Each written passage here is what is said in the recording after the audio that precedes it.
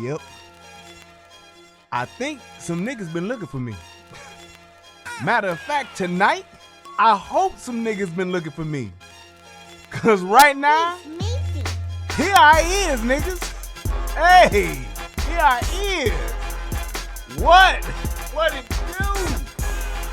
I am up in here one more again. I want to say shout out to everybody that's already in the chat. Shout out to everybody that click the like button, click the link. You here? I'm glad y'all here. Let's do this. I am ready. I got on my Randy Watson sexual chocolate on tonight, and I'm just ready to do this. And we're gonna start out with this. I normally, you know what? No, I'm not gonna break. I'm not gonna break my tradition here. Let me do things the way I've been doing it, even though I'm excited. I'm excited on tonight. But first and foremost, just in case I play some content, talk to me, baby. Federal law allows citizens to reproduce, distribute, or exhibit portions of copyrighted motion pictures, videotapes, or video discs under certain circumstances without authorization of the copyright holder. This is called fair use and is allowed for purposes of criticism, news reporting, teaching, and parody, which doesn't infringe of copyright under 17 U.S.C. 107. Yeah, buddy. So, here I is.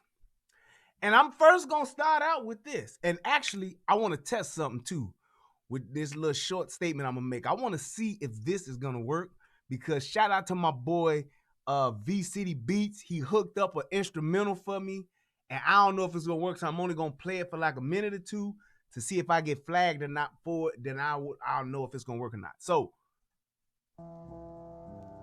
yeah, I'm going to see if that's going to work. But let me first start off saying this. I hate niggas. I hate niggas. And the reason why I hate niggas is because niggas love to lie. I was just telling my brother Eric this yesterday. Niggas love to lie. And I don't understand why they just want to make up and say anything just to make an excuse to support what they feel. Fuck facts, fuck evidence, fuck precedent, fuck history, fuck all that. I'm gonna say whatever it is I need to say, and if I gotta lie, so be it. I blame it on the devil, I blame it on Trump, I blame it on whatever it is I gotta do just to get my feelings to be believed as fact. And I don't understand it. And it's like, even with these niggas that have left these comments, which is so funny, and I don't understand this. Niggas is always threatening to do some shit, but don't do shit. I'm so sick of niggas talking about you need to die, you gon' die. Niggas talk shit but never pull the fuck up. They never do. And not just saying with me, I'm just saying period. They will get up, march, walk on the streets, they'll block the expressways, they'll block walk at the airport, they'll stand out in front of hotels and bang on pots and pans like they in a ghetto ass drum line. They'll do all this shit. But when it comes to actually pulling the fuck up, they don't. They won't pull up. They won't do shit. And that shit it's so fucking irritating, because not it happens every now and again, people get mad. No, it's like that all the time. Every time it's some black and white shit that comes up and the media hypes motherfuckers up with it, all they do is say, yeah, that's right. We tired of these white folks and these cracker motherfuckers, and all this shit is happening because of Trump, and we tired of this shit. Fuck these motherfucking white folks, man. These white motherfuckers. And don't do shit. Them be the same niggas that ain't got no guns, Them be the same niggas that ain't shooting no guns. Them be the same niggas that ain't ready to go for war, and the same niggas that ain't ready to die for shit. But they'll talk shit.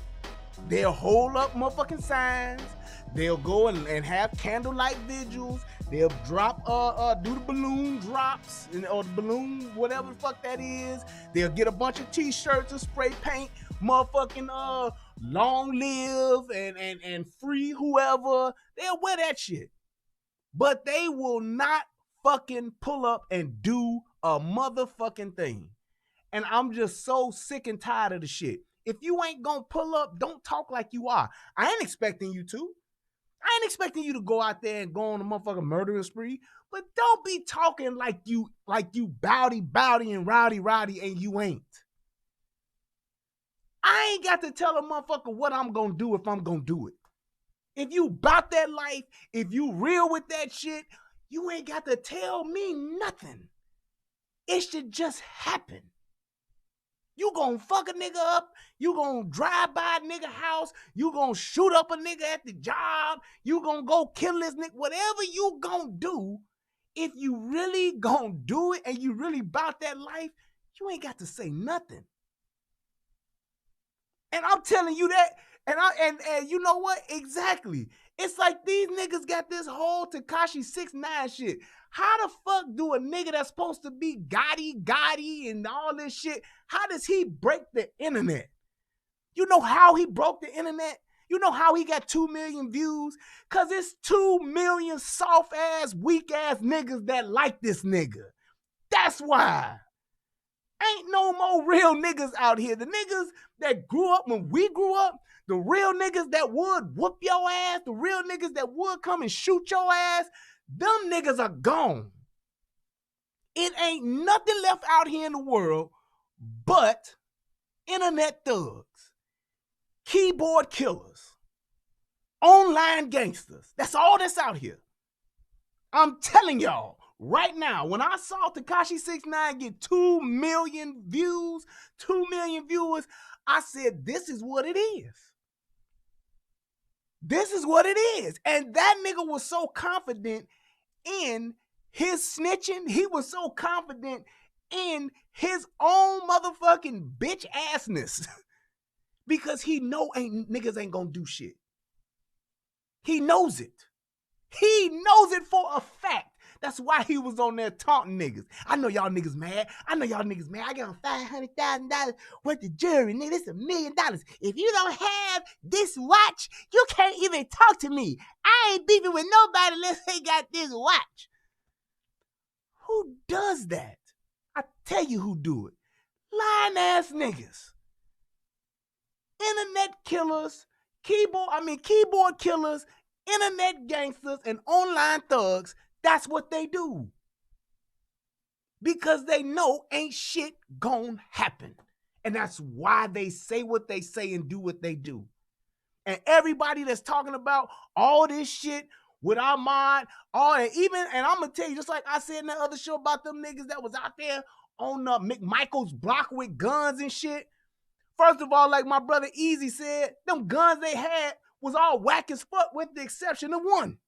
It was one nigga out there with a scar. All the rest of them guns was some bullshit ass 9mm carbines and some fucking 22s. Y'all ain't doing shit.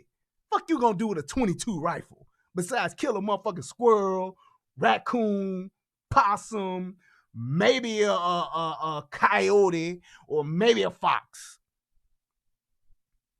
Out there with some bullshit ass guns.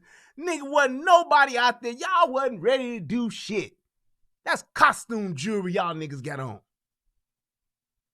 Right, niggas out there with high points. Niggas out there with these high points. Fuck y'all, man. The fuck out of here with that shit, man. You got a high point talking about you ready for war. Boy, if you don't sit your motherfucking ass down and get out my motherfucking face on the internet. Everybody talking about, yeah, that's what's up. Them niggas ready. Them niggas wasn't ready for shit but an ass whooping. If your shit don't say, if you got a motherfucking rifle and on the side of it, it don't say Daniel Defense, it don't say Spikes Tactical, LaRue Tactical, Barrett, You ain't got no shit like that. You out there with that bullshit. Talking shit. Your shit chambered in 22. Stay your punk ass at home or go out in the forest and go and hunt some motherfucking varmint. Those are varmint rounds. Your shit ain't chambered in 5.56, 2.23, 3.08. I ain't trying to hear you. If your shit ain't motherfucking AK, if your shit ain't got that, stay your ass on the porch, man. You can't run with the big dogs. You not ready. You need more people. Yes, them niggas got that Harlem Night shit. Should you stop shooting that little shit? That nigga Arsenio was like, you shoot that shit one more motherfucking time, I'ma kick your ass. Shit. You ain't got no real motherfucking guns. I understand you starting out. But nigga, you ain't ready to go on the front line looking for trouble. Y'all motherfucking niggas, and think about this. You got a so-called militia of niggas that get together to go protest on a motherfucking block with some white folks because they want to protest against Ahmaud Arbery. I get it. But them same niggas should be the ones, don't you think, protesting in them same hoods where them motherfuckers selling dope. Protesting in them same hoods when them niggas shooting every night. Protesting in them same hoods where the trap house is at every night. You think? But you know why them niggas ain't there? You know why you don't see no selfies of these niggas out at 11, 12, 1 o'clock at night policing these niggas at the trap house? Because them niggas out there at the trap house got them AKs. Them niggas out there at the trap house got Glocks with 33 round mags. And them niggas don't want that smoke.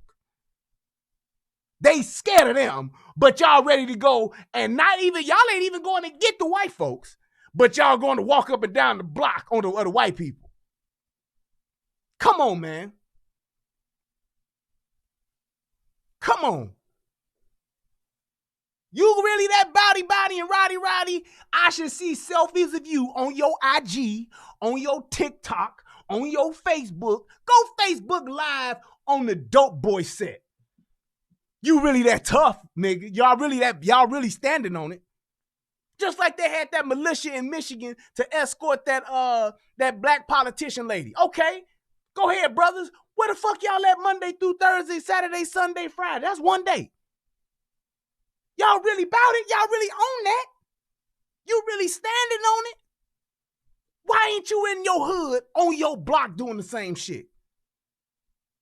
Now, I know somebody saying, well, what the fuck you doing? Number one, I don't live in that neighborhood no more. I've been delivered. Shanda the Bosha. Aye. However, number two, when I did, that fuck shit didn't go on my block. Facts. Facts, nigga. Ask niggas about Brian. Ask niggas about them Redmonds on motherfucking 122nd. On 122nd and Norman, 121st on Princeton, niggas. What no fuck shit going on our block. Now that's real talk. I ain't had no selfies back then, nigga. I wasn't going live talking shit. Nah, nigga, I was standing out there on the block. Some little young ghetto niggas paying up out the projects coming to our neighborhood, acting like they about to motherfucking take over. You know what them little puss ass niggas did? Them little niggas was shooting a BB gun, nigga. You know what the fuck I did? I went and got that Beretta 92 FS and stood out there like, what the fuck y'all niggas really want to do? And you know what them niggas did? They shut the fuck up and went in the house. I even had all the old mothers on the block like, that's right, Brian. Tell them we ain't doing that over here. I'm like, come on, niggas. Throw one more of them pellets out here and I'm going to throw some of these nines over there, nigga. Fuck y'all want to do? That's me, nigga. Fact check that. That's what the fuck I'm on. That's what I've been on. That's the cloth I'm cut from. I ain't called the police. That's what it is, okay? So I ain't just sitting here talking behind the motherfucking mic. I ain't just sitting here in the chat. Nigga, I'm telling you what I done did, and I'm putting it out there in the social media world, and people who from my hood watch this shit. And they know. So it is what it is. But I'm telling you right now, I'm so tired of niggas just lying, and I'm tired of niggas talking shit and ain't doing shit. If you ain't doing shit, just be quiet, man. If you ain't about that life, be quiet. Say what you gonna say, make your points, but don't be threatening niggas. Don't be telling a nigga what they should happen to them. I hope you die, nigga. I hope you do. And you ain't doing shit. Shit, I hope motherfucking George Zimmerman die. You don't hear me talking about that shit. Why? Because I ain't going to kill George Zimmerman. George Zimmerman came up dead tonight, I'd be like, hey, about time. What the fuck took so long? But you ain't seeing me on here talking about, we gonna kill George Zimmerman, man. Fuck that, man. That motherfucker, that punk ass motherfucker fucking up Trayvon like that, man. I ain't doing that because I'm not gonna do it. That's how that shit's supposed to work. But when you got soft-ass niggas out here, when you got these bitch-raised niggas out here, that's right, bitch-raised. They don't do nothing but loud talk. Bap, bap, bap, bap, bap, bap, bap, bap, bap. That's all they do. And don't none of them niggas show up. Don't none of them niggas pull up. And the 1 or 2 times every once in a while when the planets align and a nigga do meet, they still ain't on shit. Tired of you hoe-ass niggas talking about what y'all gonna do and y'all ain't doing shit. If you ain't making no moves, shut the fuck up. And that's all I gotta say about that part. Now, got my I hate niggas rant out the way. Had to get that shit off my chest. I want to move into this shit from the past few shows that I done had, where people done called in. We done had some we've had some characters. we've had some characters. You know, we had some people that wanted to come on and didn't want me to talk. Even though I asked them, I said, please, can I ask a question? Can I please, can I ask a question? Please, can I ask a question? Please, can I ask a question? Can I please ask a question? Please, can I ask a question? Please. And they still wouldn't let me talk. I had to beg a motherfucker on my show to let me talk, and the motherfucker still wouldn't let me talk. I don't know.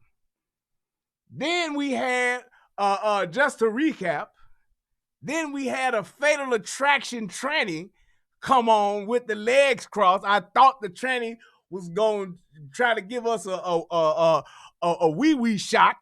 You know, back when we was kids, we used to say wee-wee. He was definitely a wee-wee watcher at some point. Now, he was definitely, I thought he was going to try to show his wee-wee. So I had to like minimize that picture real quick. I had to do that to protect the minds of YouTube. I had to protect y'all eyes and mine as well. But that person didn't want to actually have a conversation. And my thing is this. I don't give a fuck what you have to say. And I'm saying this now before I start taking these calls. Say what you want. And if you disagree with me, I'm okay with that. I'm fine. You can think what you like about me. I'm okay with that. But if you're going to make statements, let them be facts, not just feelings. I feel like Ahmaud Arbery didn't have to die. I feel that it was a tragedy that he is dead, which is why I've been talking about this shit since it happened, because I feel that it should not have had to go down like that. Whether he was stealing or whether he was just construction inspecting, whether he was walking, whether he was running, whether if he was jogging 2 miles, 10 miles, or 25 miles. That's all trivial and it don't matter. The point is, he should not have had to die for something like that because he didn't know how to handle himself and he didn't know what to do in the moment. He did. And people don't want to accept that. And I'm okay with it. You don't have to believe what I'm saying. You don't have to believe how I feel. You don't have to feel that way. But you can't. You just can't have a conversation when you don't acknowledge facts. That's all I'm trying to tell y'all.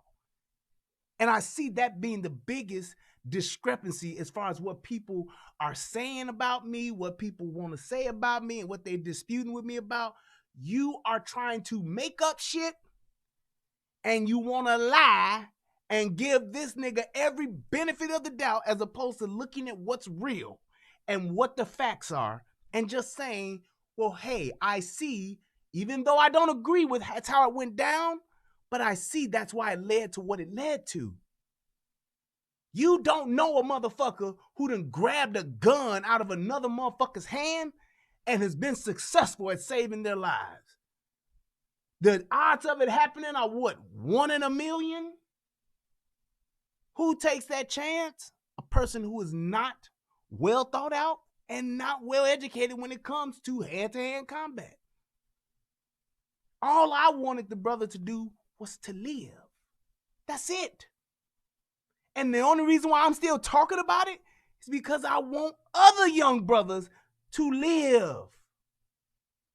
And it doesn't matter what a motherfucker say, that brother that came in on that first show and commented, I'm a young black man, and I see what you saying. I understand now. That's what the show was for. All you other motherfuckers that think I'm a coon, think I'm a Uncle Tom, I hate myself, I'm evil, all that shit, fine. Fine, Eddie. My point was made and my mission, in my opinion, was carried out when that young brother understood what I was saying. Because I understand old niggas are stupid. And I understand you can't fix stupid. And I do understand that it's just some motherfuckers that have a slave-like mentality and the shit won't change. But I do understand that there are some people that can actually use facts, that can actually use logic and rational thought and make sense of what somebody's trying to say and may not agree with all of it, but can take the bits and pieces that they do agree with and apply it in their life. That's what I'm here for. That's why I do this show. That's what my platform is about. I'm trying to help anybody that watches this, that has the ability and the capacity to change, to become a better version of themselves. To be prepared in these streets. To have it and not need it than to need it and not have it. That's what I'm here to do. So anybody else, they got any other ideas, all that other shit, you can say it, but just know what it is I'm here to do and what it is I'm here for. I'm not here to make you niggas happy. I'm not here to appease you niggas.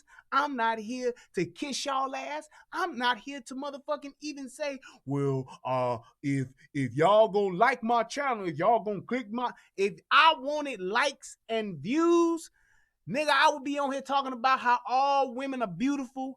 I'd be on here talking about how I love y'all. I'm so pro-black that black was made after I changed my name to black. I'd be on here saying all this shit. I'd be saying that Trump ain't shit, Trump are racist, and the black folks is going to take over and rise. This is the changing of the tide because we about to be the rulers we once was. That's what I would be saying. I would be saying that the system is what got us all fucked up. I'm tired of them taking advantage of us. They need to give us more stuff, more money, and more resources so that we can live. And these women out here that wear weave, they wear it because men love it. They wear it because they pump their asses up because we like fat asses. Come on, brothers, say that. That's what I would be doing. I'm not here for that. Call me Soto Reyes, whatever the fuck you want to call me. He just like Tommy. Say whatever the fuck you want to say. All I'm doing is saying what's true. What I'm saying is fact. And the shit that I'm trying to do is change niggas' mentality. And I know I won't win them all. I know there will be a large multitude of niggas that will just be lost and will just be consumed by the purge. I'm fine with that, though. I'm okay with that. I understand that you can't change some niggas' minds. I understand that you cannot reason with a savage. I do understand that. And I'm fine with letting a tiger be a tiger. But I will fuck a tiger up. That's all I'm saying. That is all I'm saying. So, without further ado, I am gonna open up the lines, and then I'm also gonna go through some of these comments, because these comments are a fucking trip. The shit that motherfuckers was saying, it's so much shit that made no sense. I was just like, niggas are just stupid. Niggas, and it's like this. This was another thing I was saying the other day while I'm setting this up. I don't understand what the problem is as to why niggas cannot articulate their thoughts.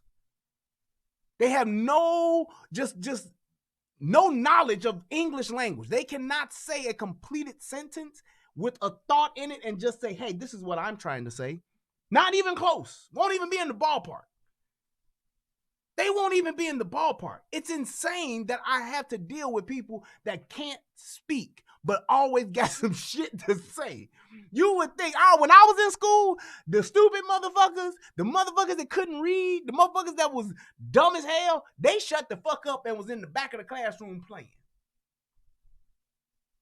Nowadays, today, the stupid motherfuckers, they be the main ones like, yeah, see what they had though, and they had and then they did that. That's what they did. Yup. That's what the fuck we dealing with today.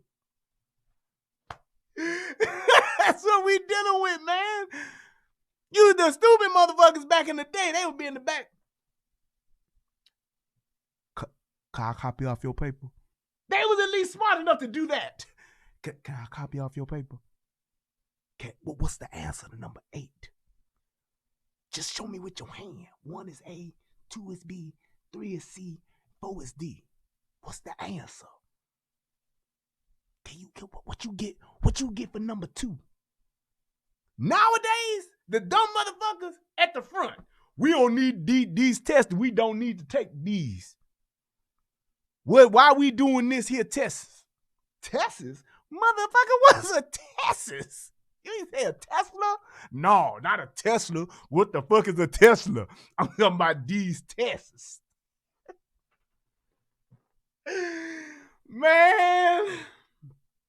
But I digress. Let's go ahead and let's do this. Let me grab this young page. You know what? I think I can just put it up on this page here. I think I could just do that. That'll be I think that would be easier. Yeah, I think that'll be easier to do that. Yep. Because I think I can just change. If I move this, yeah. Because then I can do the other thing with the StreamYard. So, okay. All right. I'm going to do it like this. I think this will be the best way to do it to where we will get the best results.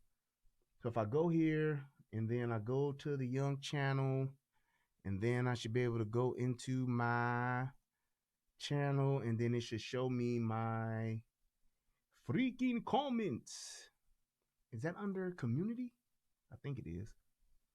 I think take a nap.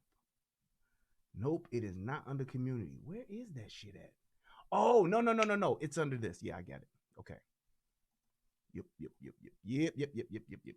There we go. We'll do that, and then we'll do this. So let me switch, go into studio,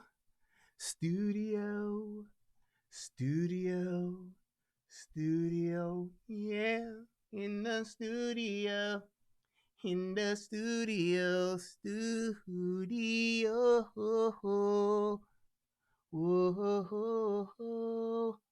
whoa, Teddy Payne. All right, here we go. I got it up right there. Now I'm going to see if this will show up. Nope, it won't show up good this way. So I will get rid of that, and I'll just do the old grab joint here after I zoom in. So we'll zoom. Whoa, zoom. I like to fly far away from here, where my mind, oh, so fresh and clear. And I are the words that I long to see, where everybody can be what they want to be. Boo, boo, baby, baby. Boom, boom. Y'all remember that song? That's Lionel Richie, ain't it? Yeah. Whoa, whoa, zoom. I like to fly away. Well, I like to fly away. There we go. All right. So, here we go.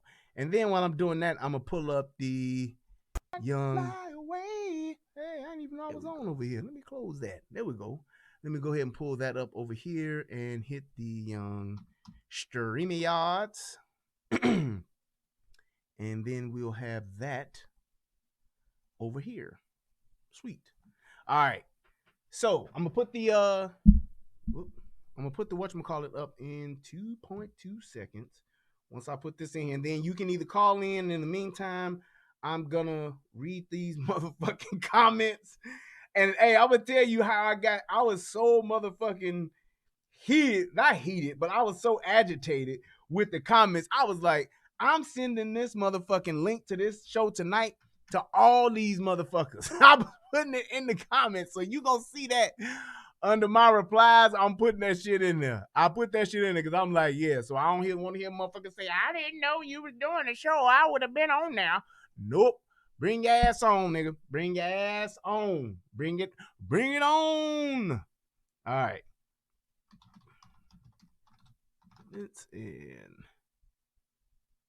thoughts. I'll call it that. Not but about Arbery. And I've been saying Arbery all this time when it's actually Arbery. So my apologies for that. I don't know why I was doing that, but I thought it was Arbery, not I thought it was Arbery, not Arbery.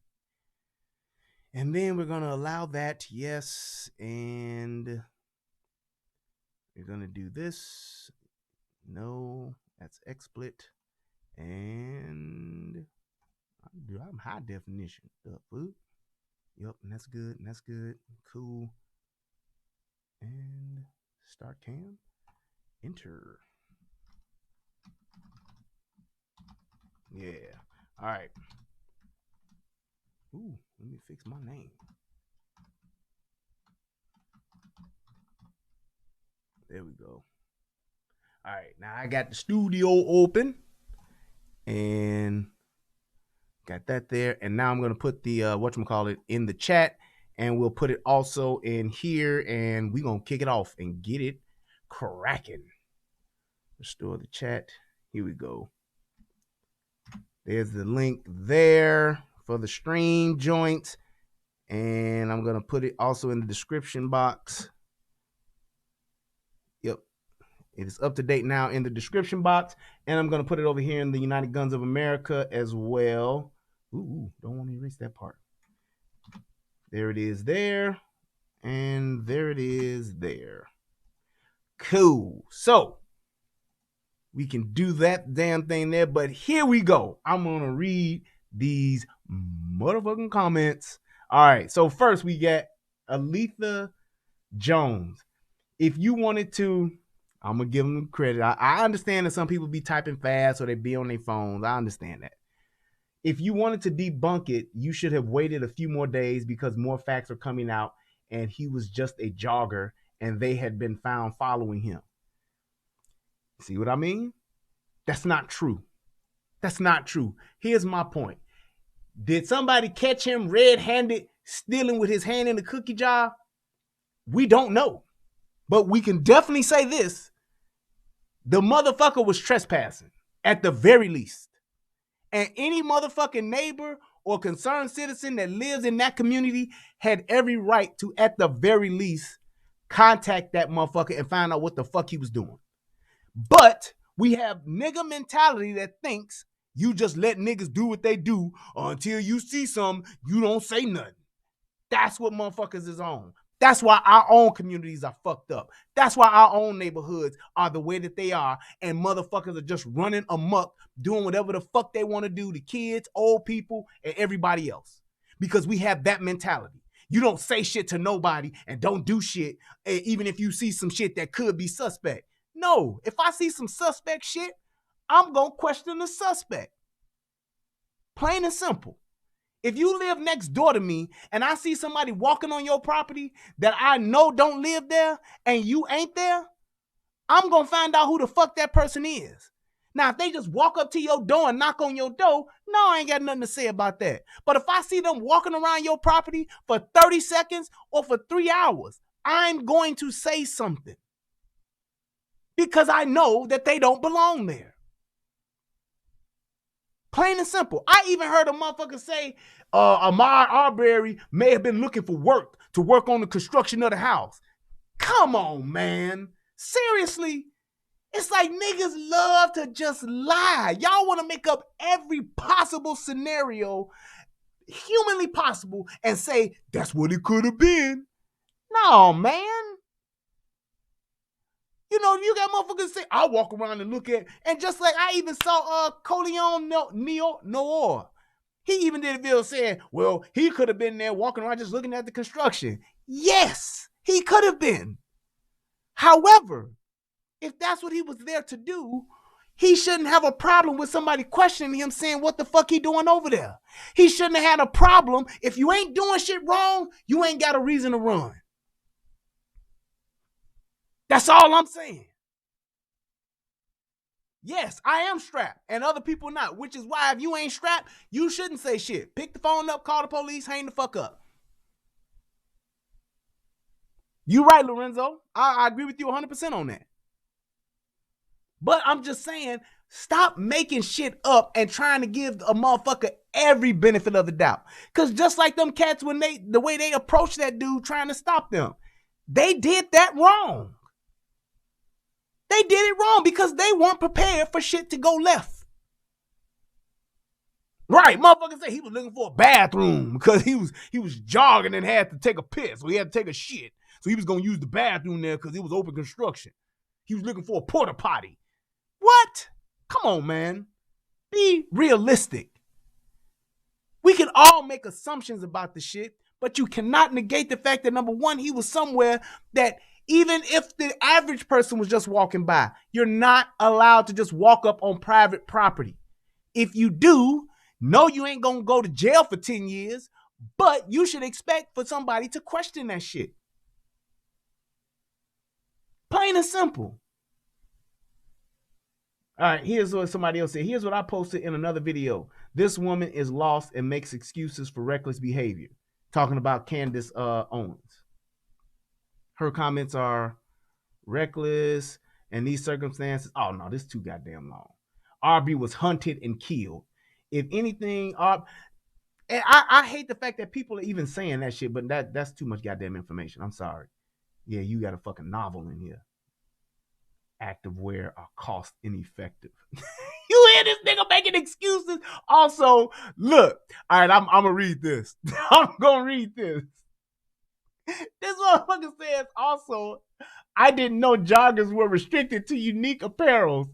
Physical activities do necessitate the need for special gears, but not all dedicated. Active runners wear special clothing, as many of active wear are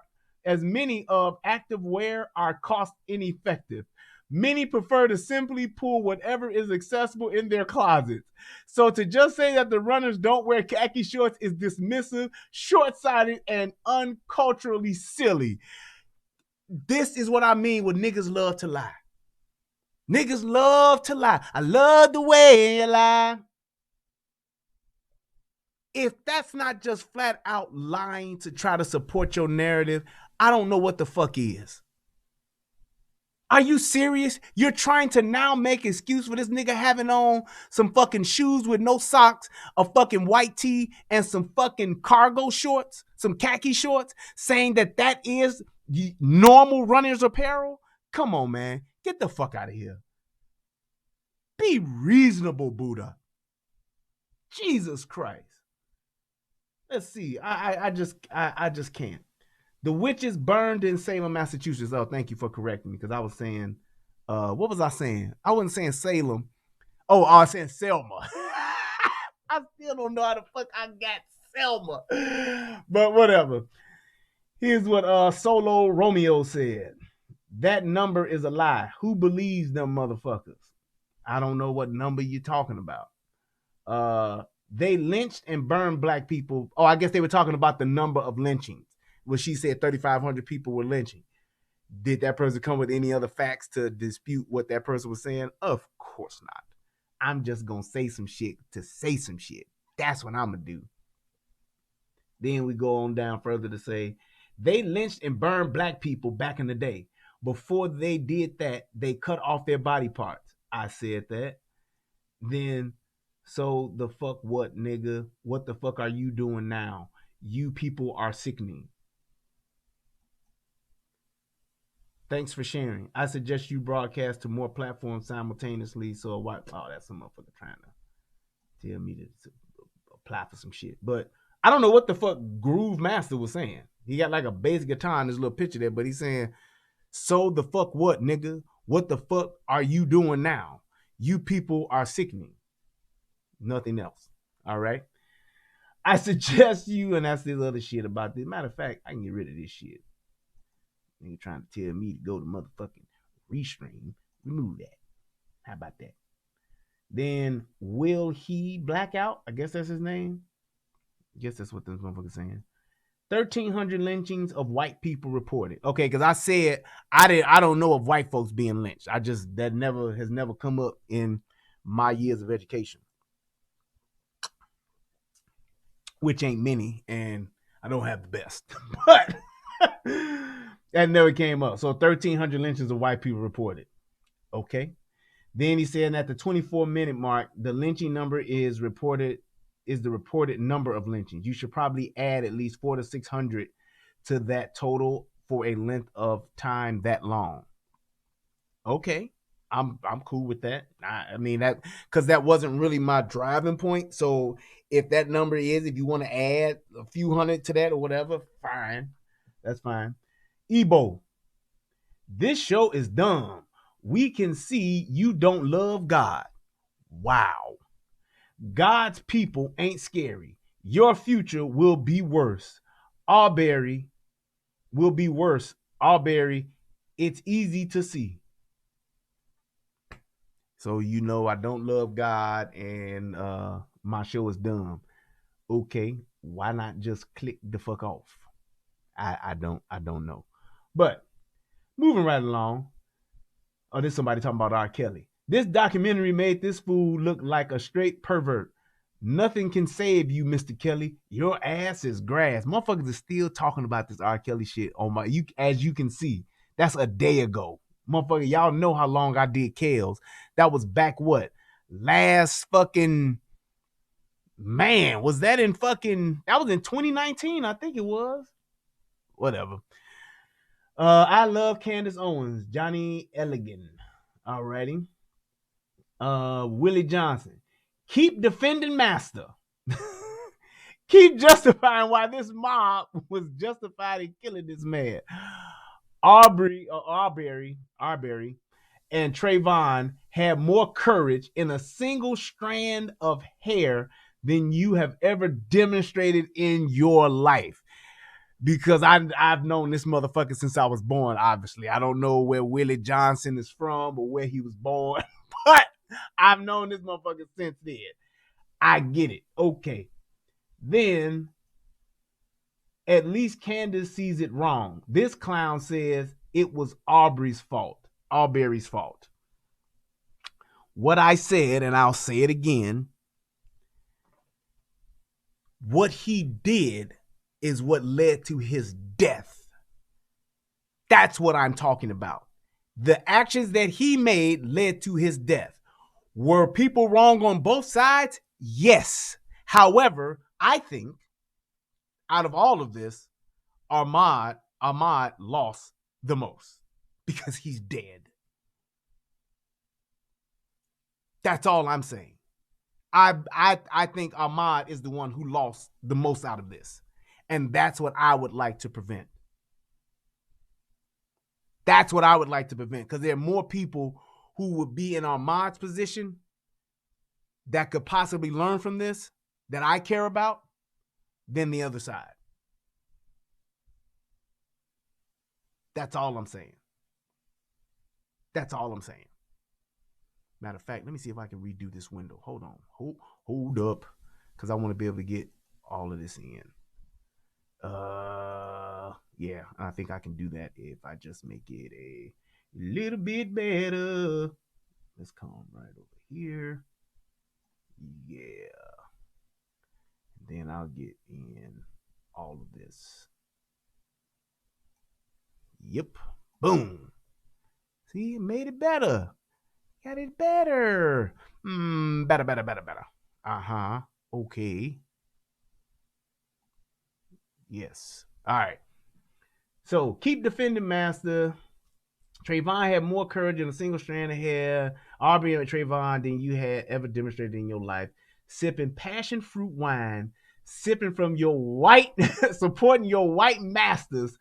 Tell us exactly what you are, because I like wine. Is something wrong with that? It's telling you who I am?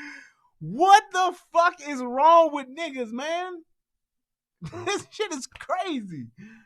Man, I tell you, you don't know the law either. They didn't kill him in the house.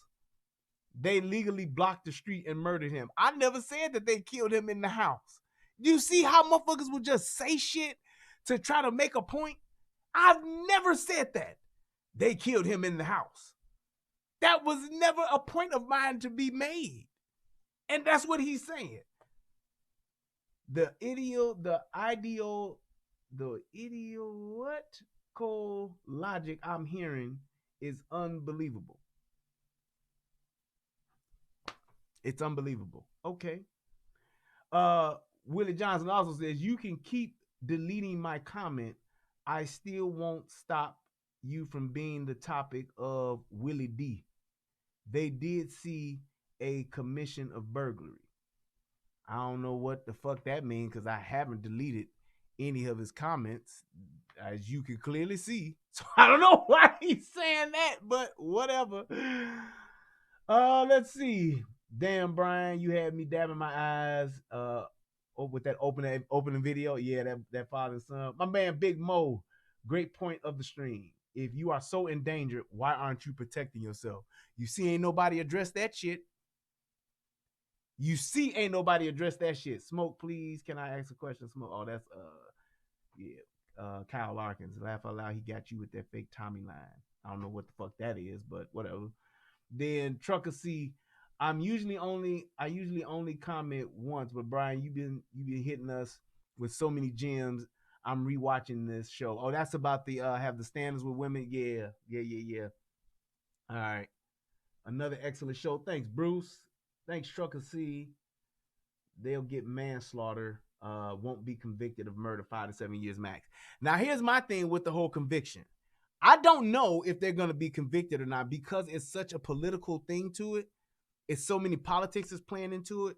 Because number one, the fact that these motherfuckers was able to sit on this shit from February until now, that goes to show you how deep the ties are with the fucking Justice Department that they in the area that they live in.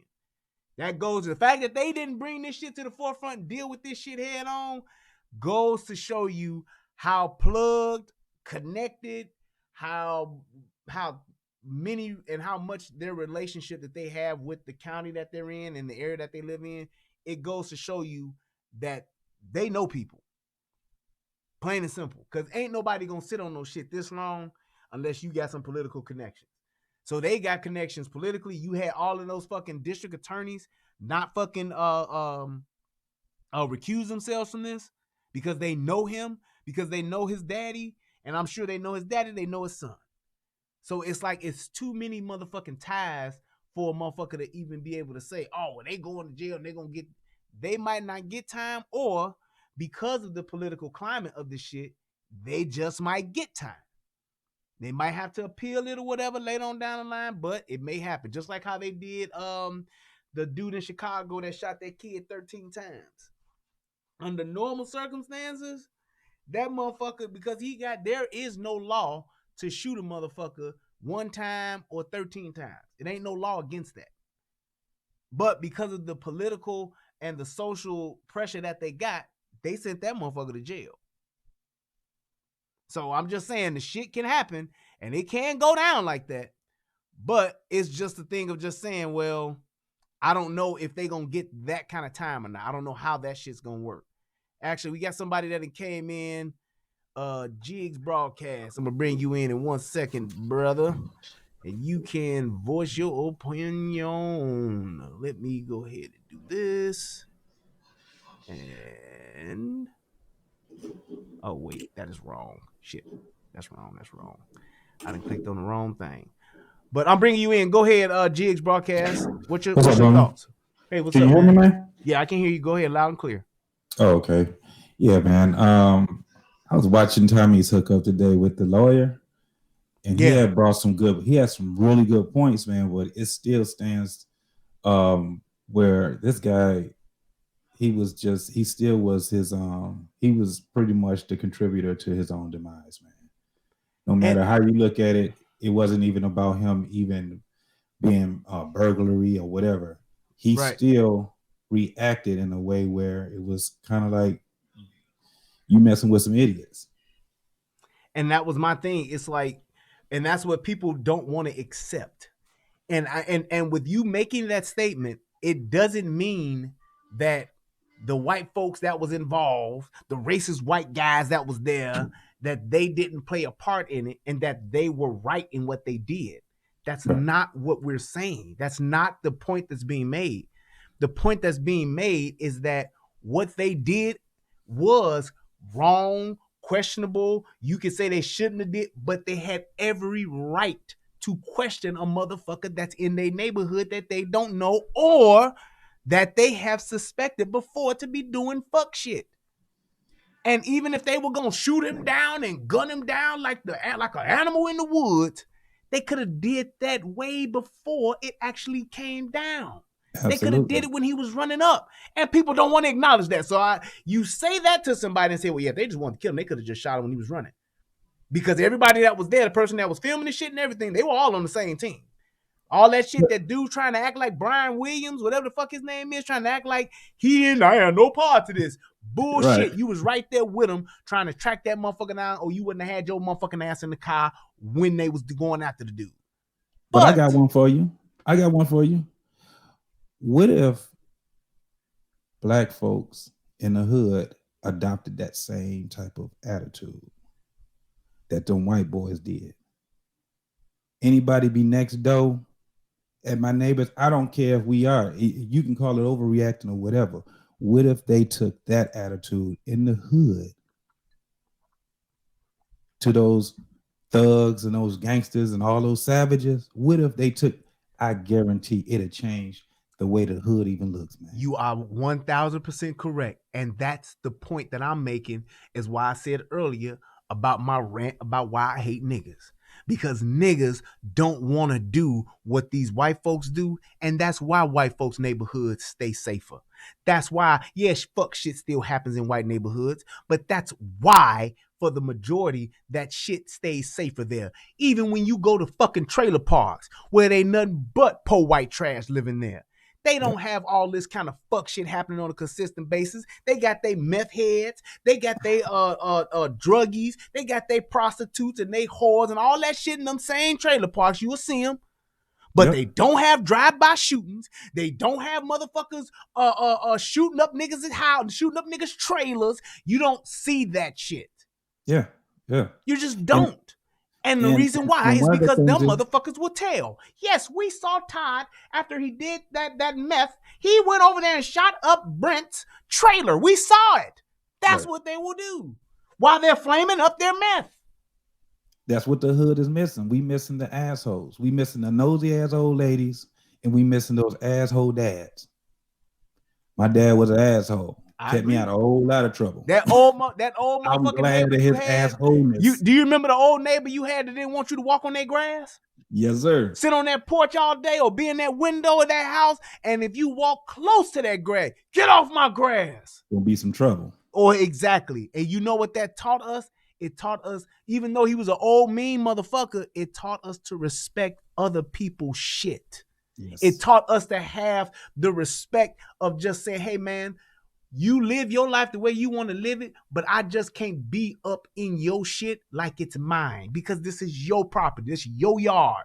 Yeah, we want to play football in the street and tackle on the sidelines and all that shit, but we know we can't do that shit in Mr. Jones' yard because he don't fucking play. That was out of bounds. It was exactly. You know what I'm saying? We would do that shit, but we knew where we could do that on the block. We get the basketball rim and set it up on the with the crate or whatever, and we set it up, put it on the pallet, build the 2 pieces of wood and the backboard, and do it. We could do that in front of certain people's houses. Other people's houses, I don't want all that noise. I don't want all that dribbling and shit in front of my house. Take that shit down the street. Stay away from my damn cars. You bump my car. And I don't want you niggas dribbling and shit and falling by my fucking car. We was motherfucking 10, 11, 12 years old. We didn't understand that shit. But as you get older, you do. I don't want no motherfucker hitting my goddamn car, tearing off my mirror. Well, I never forget this nigga Don. I gotta tell this story. This motherfucker, we playing football in the street. Night game. So we under the street lights, pole to pole. This motherfucker was so fast that he went and caught a motherfucker, and it was tackled on the sidelines. So by the curb, you could tackle a motherfucker. But he ran down Kevin Nemont, caught him, and they was falling, and he realized he was so close to a car, he didn't want Kevin to hit the motherfucking car, so he turned his body, still holding on to this nigga Kevin, and fell, and his face took the mirror off a car, and the nigga wasn't hurt. We could not believe. We just knew niggas about to go to the hospital. I swear to God, he took a nigga car mirror, the side view mirror came clean off, and with his face, we thought like, damn, this nigga about he got to be hurt. That nigga got up like, no, I'm straight. And like, I just didn't want him to get hurt. We was like, wow. But I just had to tell that story, man. But I'm just saying that shit was crazy. But like you were saying, though, when it comes to just us looking out for us taking care of our own, us being able to have a neighborhood that's safe. How many times do you see these mothers on TV talking about, I just want my baby to be able to play outside. They can't play outside. We want to blame the police. We want to blame everybody else, the system. Ain't no midnight basketball leagues, the parks is closed. We want to blame all that shit, but we won't police our own neighborhoods to the point to where we won't even stop somebody or say something to somebody that looks like they doing fuck shit.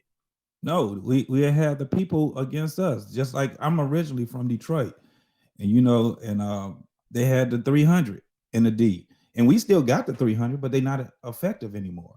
They just regular citizens. What was you know I what I'm saying? I don't know what that is. What's the 300? So the 300 it composed of police officers, off-duty police officers, probably retired police officers, but it's a group of guys that and it's a community. Dudes just in the community to police their own. The motive was to police your own people. And so what they were doing was because it was so many murders, man, and with so much people, B&Es and all kind of stuff that's going on in the D, they got this group up, man. And this group was banging. And they still in effect, they still active. Mm-hmm. But what happened was that there was a murder, and these guys, they went and started working with the police, and they were doing their own street investigations. And they were, they was kind of like doing it streetwise, what I'm saying, with the help of the police. But, the people who didn't like it, they had some girls or something like that. They had them in the police garage interrogating them and stuff like that, because they figured that they knew something about what happened in the murder. Man, it got on the news. The neighborhood started fighting against them, talking about they was messing with people's rights and stuff like that. And I'm like, wait, this is thugs and these are savages, man. What are you talking about? We were supposed to be policing our own. Right. Next thing you know, it's just Knicks now. But you still got what's that doggone what's that for the murder? It comes on all the time. I think is where when somebody get murdered, First 48. And they always, which one is it? First 48? Not First 48. No, I'm talking about something on the news that when somebody get murdered, they go and the family be in front of the camera pleading for somebody to come forward. I forgot the name of it. Oh, Crime Stoppers? Crime Stoppers. Yeah. Yep. Crime Stoppers. And it's funny how when you see Crime Stoppers, these same people that's begging other people to say something and say they know it, they didn't say anything. Yep. When they knew something. And you know what? I can definitely say this, and y'all tell me or let me know if y'all disagree or if I'm lying. When it comes to the hood, when it comes to shit that goes down in the hood, everybody within no more than 8 hours knows what really happened, who really did it, and why they did it. Right. I'll even go as far as to say within 24 hours. Niggas in the hood, the word is gonna travel. If a motherfucker gets shot, within 24 hours, there is hood knowledge going around to know who did it, why they did it, and who was all involved. We know Absolutely. All the niggas that, man, whatchamacallit shot up such and such. Oh, that's who did that? Yeah, why did he do it? Well, him and whatchamacallit, they got into it like 2 weeks ago, and then they saw each other, and that's when that motherfucker. And we'll sit back and be like, wow, yeah, I remember that. That was some shit. That's why he did that shit. Yeah, man, that's why that motherfucker did it. But and so if that's what we get within the first 24 hours, a week, 2 weeks later, motherfuckers just ain't saying shit because they don't want to say shit because they don't give a shit. Then when it's their cousin, when it's their brother, when it's their little sister, and the shit happens, now it's all we need to come forward. I'm going to find out who did this shit, Joe. I'm going to do this shit. Or you have these nigga vigilantes that's going to take the shit into their own hands. I ain't talking to the police. I ain't going to tell the police nothing, man. Fuck that. We got it. We ain't going to say nothing, y'all. We handle our own business. Yeah. It was a guy that just happened. He got shot on a freeway and he lived, but they were saying, do you know who shot? He knew who shot him. He said, nah. He was, it's kind of like, we're going to arrest you. Man. You messing with evidence, partner. You know what I'm saying? You know who it is. Do not try to take it, but this is what they do, man. Right. And then and my thing is this, because I'm all for policing your own and all of that. But why not use the police? Because you actually have, and motherfuckers don't want to admit this shit. I'm glad I just thought of it. There are so many more police officers that actually take pride in what the fuck they do, that actually give a shit about the community, whether they black, white, Hispanic, or Asian, whatever the fuck, that actually do give a shit and want to solve these crimes. They want to stop these motherfuckers from doing this fuck shit. And y'all motherfuckers don't want to help them. Yeah. If you ain't gonna be the motherfucker that's gonna fix this shit, why not be the person to at least offer up the information that you know in hopes of catching these people? Because what happens is y'all don't say shit, y'all don't talk to the police, case go cold, another unsolved murder, then it's don't nobody care about the hood. Don't nobody care about us. Don't nobody want to come see. Ain't nobody gonna see about us. They don't give no fuck. That's why we out here on our own. And then they turn the hood right back into the city that it used to be with gentrification, and then they complain about that. And the main part about that is while all that crime going on, crime rate goes up, property value goes down, value goes down, taxes go down, less resources for your community, then everything is closed, the city ain't got shit going over there no more, the parks closed, the little booth houses closed, the rec centers closed, all that shit closed, and don't nobody give a fuck about y'all because y'all don't give a fuck about y'all. Yes, that's how that shit works. The schools turn to shit. The schools get wild. You have less quality teachers. You have less quality principals. Schools ain't got books. Schools don't have resources. The schools don't, all the shit that's there is broken. It's chains on the doors. The fucking doors don't work. Shit don't work. Windows busted out. You don't have no money in your schools, and all you saying is, help us. Ain't nobody here to help us. Yeah. Because you're not helping yourself. Every drug dealer you see on the block, every nigga you see breaking into houses, every crackhead you see out on the corner, every motherfucker you see doing fuck shit in your neighborhood is fucking up your resources. Yours. They are the ones that's making all your shit. The books you want your kids to have, the computers you want your kids to have in your school, them the motherfuckers that's driving down your shit. And you know what, Brian? Go ahead. I'm pretty sure, man, that right now we keep sidetracking ourselves with excuses. It's like this whole thing with what's going on with this guy Arbery. Is it Arbery? Arbery, yeah, Arbery. It's stuff like this that shows us. It mirrors how we feel about ourselves. We should not be arguing as Black folks about if it's racial, if we are making excuses. If we was going to do something, when something like that happened to him, that's in Georgia. Georgia's supposed to have been in there standing up. And I ain't talking about just Black folks, everybody. There's no way that we can sit back right now and say, we as just Black folks, we going to separate ourselves. We've been separated for how many years, man?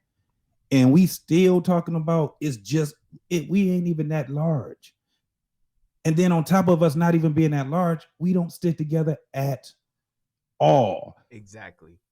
We don't we got so many people that want this to happen, but we far and few. It's, we so sprinkled. You got people that's in the hood, and they have good intentions in the hood. They get in the hood and they like, man, we gonna turn this around. They got all this, and they've been doing it for 20 years, and it didn't even get nowhere near better or even a little bit better. It got worse. Yeah. It got worse because people like yourself, people like Tommy, and a couple other guys out here that's actually saying something to shock the soul. They don't want to hear it because it wakes them up. Yep. It gives them. And if you get woke up and people keep showing you what the problem is, all you're going to do is either do something about it or still get agitated. And then you're just going to keep acting like you don't hear what they're saying. You're right. And that's what happened. And then you're going to sit back and want to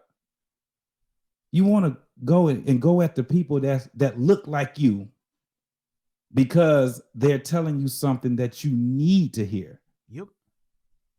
You need to hear it. Yep. A lot of us did. It was so much that woke me up, man, where I was in the hood, but I was never of the hood. I got out of there at 18. I was out. Lucky. I was gone. But I went to another hood. Lucky. Yep. The military. Same. And anybody to tell you about the military, bro, it is more hood than what people can imagine. You got the same amount of gangs.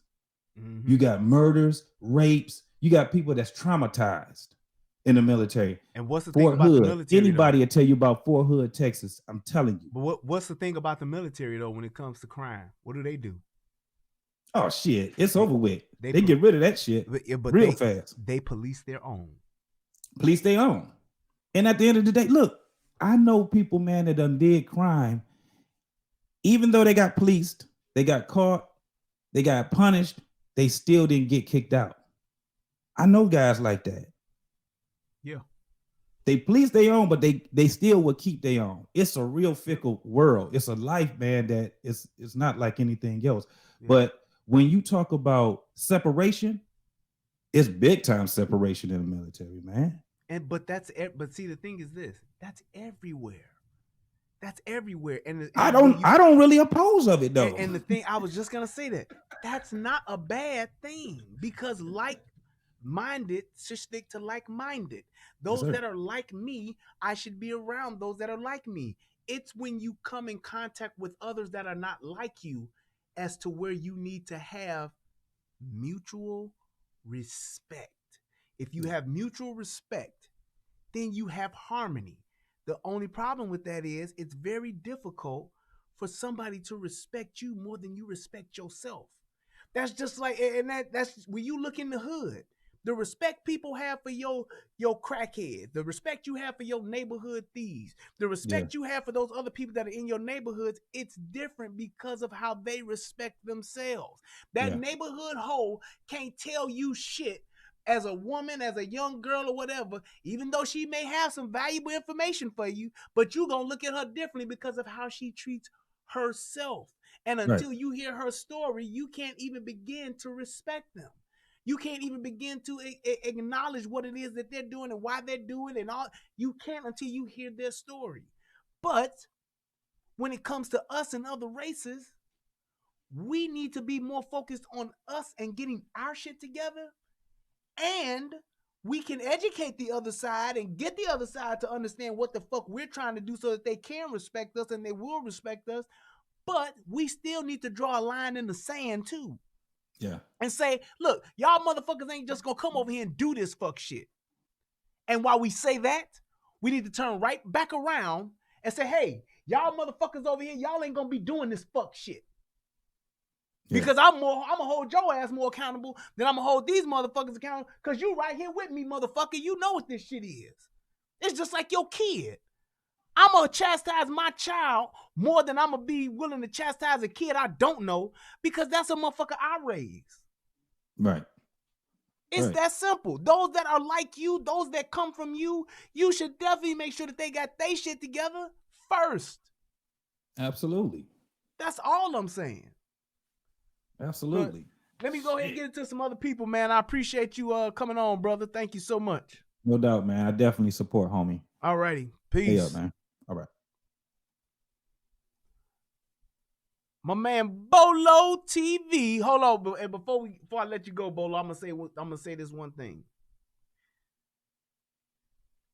When he was talking about people hearing the truth and people hearing what's real, the truth sounds like hate to people who hate the truth. I want to say I heard that from Steven Jackson, the basketball player. I want to say that's who said that.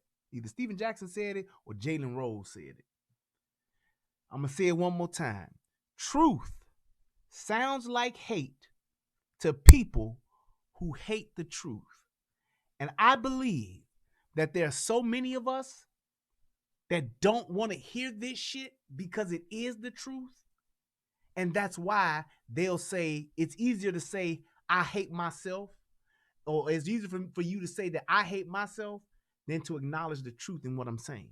It's easier for you to call me a coon than to acknowledge the truth and the facts in what I'm saying. It's a lot easier for you to hate on me and tell me I need to die, tell me I'm just like I'm the boot-licking master loving slave. It's easier to do that and to put that on me. It's easier to wish that evil on me, Ricky Bobby, than it is for you to accept the truth of it, because the problem that comes with the truth is that once you know the truth, you know the truth. And now, especially with men, in creeps accountability and responsibility. And there are so many of us that don't want that responsibility or that accountability because they've been raised by single women. There's so many of us that don't want to take that shit on because they know that what it's going to take for them to hack. Now I got to change. Now that I know what's up, I got to change. That's what happens to men. When they hear the truth, they have to change now. They have to begin to hold themselves accountable. They have to now say, damn, I hate the fuck shit that I've been doing because I now know that the fuck shit that I've been doing ain't right. Just like me. Do you know the shit that I see, the shit that I say? I know that motherfuckers don't want to hear the shit. Hell, I see what they do to Tommy. I know motherfuckers don't want to hear it. I know people don't like it. I know people gonna call me names and say whatever they gonna say about. I know it. But I can't live with myself if I know the truth and I won't say shit. I know that's what the burden is. Just like in the Avengers, when motherfucking Thanos told motherfucking Tony Starks, He said, you ain't the only motherfucker cursed with knowledge. And he used that word curse specifically. Because even though Thanos was doing something that was fucking unthinkable, Thanos believed in it as much, he believed in it so much that it was something that he had to do. Because he figured, if I don't do this, we will all die. If I don't do this, it will be over for everyone. So his philosophy and his mentality and his thought was, I gotta kill half to save the whole. I have to create this balance because there's so much out of balance. I gotta do some shit that people ain't gonna wanna hear. I mean, people ain't gonna wanna see. I gotta do some shit that people ain't gonna wanna have done. I gotta say some shit that people ain't gonna wanna hear. And I have to be something that people ain't gonna like for me to be. But I'm doing it because if I don't, I can't live with myself. And I know that it will be the end of all of us. I know when I hear fuck shit, when I hear the shit, all the shit that I do, the shit that I do shows on, that shit is shit that strikes my nerve, strikes a nerve with me, it strikes a chord in me. And I say, I have something to offer on this. There's plenty of shit that I see Tommy do, and I'd be like, oh man, he knocked that shit out the park. I ain't got to do nothing about that. Plenty. And then there's sometimes, even when I call into the show, there's something that I have in me that says, I need to try to add what I can add to this. Just like Bolo. Bolo calls in and he adds what he needs to add from his perspective. He does shows. Bolo shows ain't the most popular. Everybody don't want to hear that shit. Everybody don't want to see that shit. But he knows what he has to do and what he has to say. Because if he don't, it will eat him up. Tell me if I'm lying, Bo. You brought chills to me, man. You brought chills to me. Because unfortunately, in this world, you have a lot of our people that are born in darkness, and when they finally see light, it hurts their eyes and they take it to be evil because it hurts their eyes. And they don't understand that it's enlightenment. You know, we're a bunch of people that have been taught to be emotional and not be logistical. You know, so even when you and Tommy eloquently break down these videos frame by frame of the young man, unfortunately, that passed, this is not about emotion. You know what I'm saying? This is about what facts. You know, you have to understand that it's done strategically to us when they separated the father from the home, because they know that the woman is emotional and they know that the man is not going to get that portion of the yin that they should get, that's going to help them to delineate the situation that they're in. To say there's 3 men with a gun and I'm by myself. So the best thing for me to do is either continue running through those bushes or just explain to them what I'm doing here and figure it out from there. Exactly. That's our problem. And you our know problem. What? And with just that being said, here's the two sides to that. Let's just say that Ahmaud was this upstanding pillar of his community who was out on an afternoon jog or an afternoon stroll and was curious about the new construction of that home and wanted to just see it.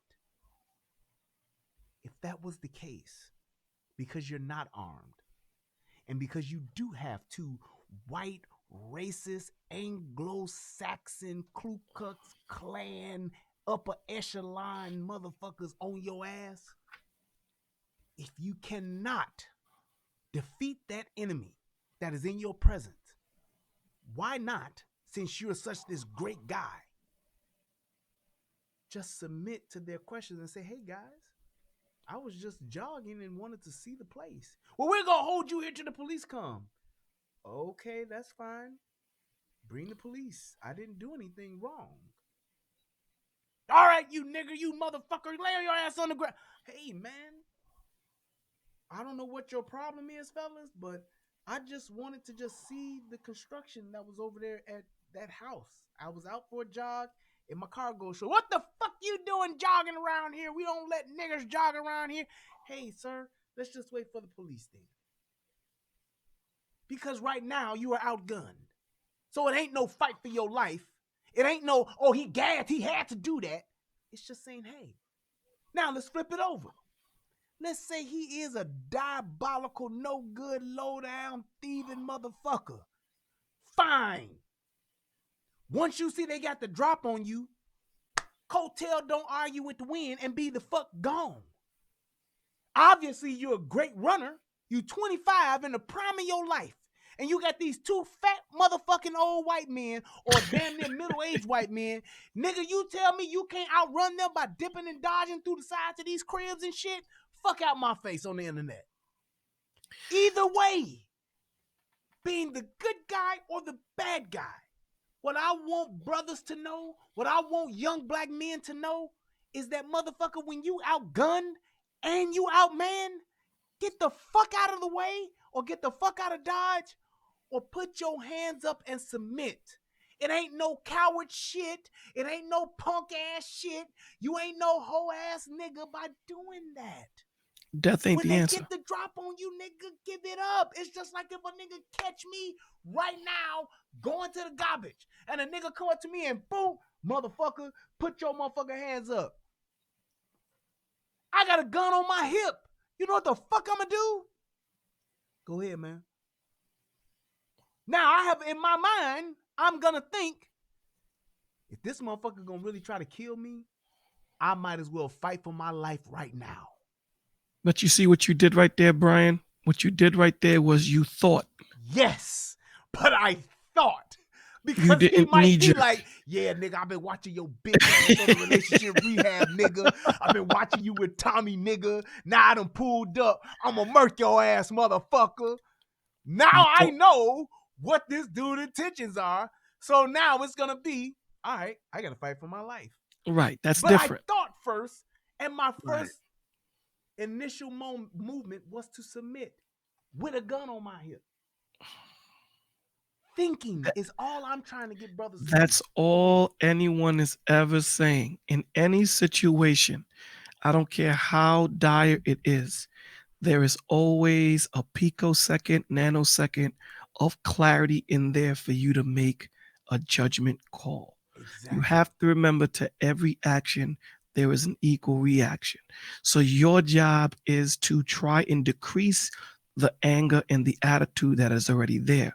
Not to add already too much emotion already to an emotional situation. That's not your job. Your job is, it's even when I take classes in listening to people speak and listening, they'll tell you, listen, when someone is yelling, if you tend to lower your voice, they'll tend to follow. When you tend to get louder, they'll follow. This is how you control the situation, by always thinking. I don't know if you've ever seen that movie called Shoot 'Em Up, where the bad guy was an army dude and he was killing the good guy was killing all the bad guy's men.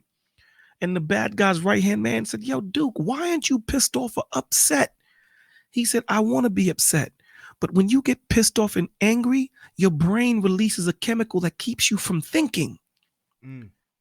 It dumbs you down to an animal. Wow. So I have to keep myself in that zone. Don't get it. I'm upset, but I got to stay in control. That's our problem. Right. Our problem is when you remove the man, and you remove, what you're essentially removing is understanding, especially from the man's perspective, from the young man's perspective. These young men are running around with the temperament of women. Yep. They react instead of think. Their patience is short, and they're not logistical at all. Yep. That's the problem. And you only see that most of the time in Black and Hispanic families. Yes.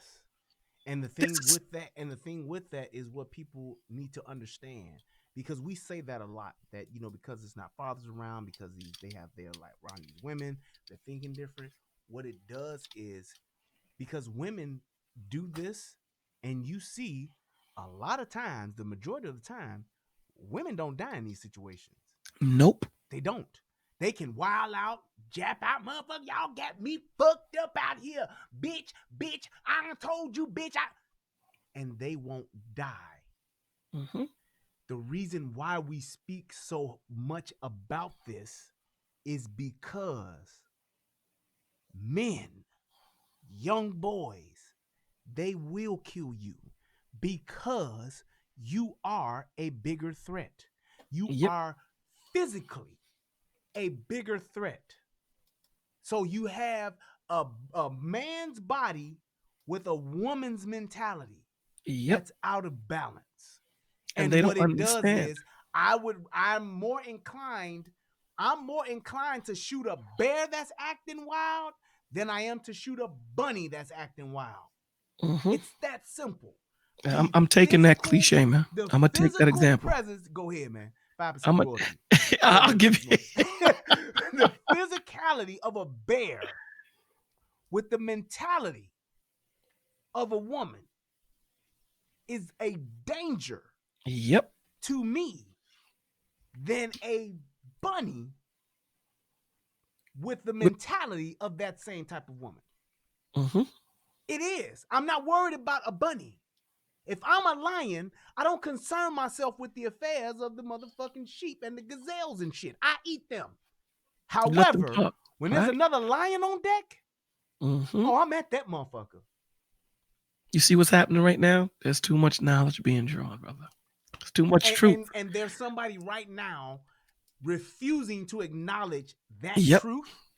And they say, yeah, but still, they was right. And because you know what happens when they do that, Brian? And the fact that you don't think that, then that makes you a motherfucking coon. That makes you. Yeah. What about what I said, though? What is it about what I said that's not factual? If you're telling me that you are more focused on what happened to this dude being the white man's fault, being Trump's fault, being a thing to where, but they should have never fucked with him.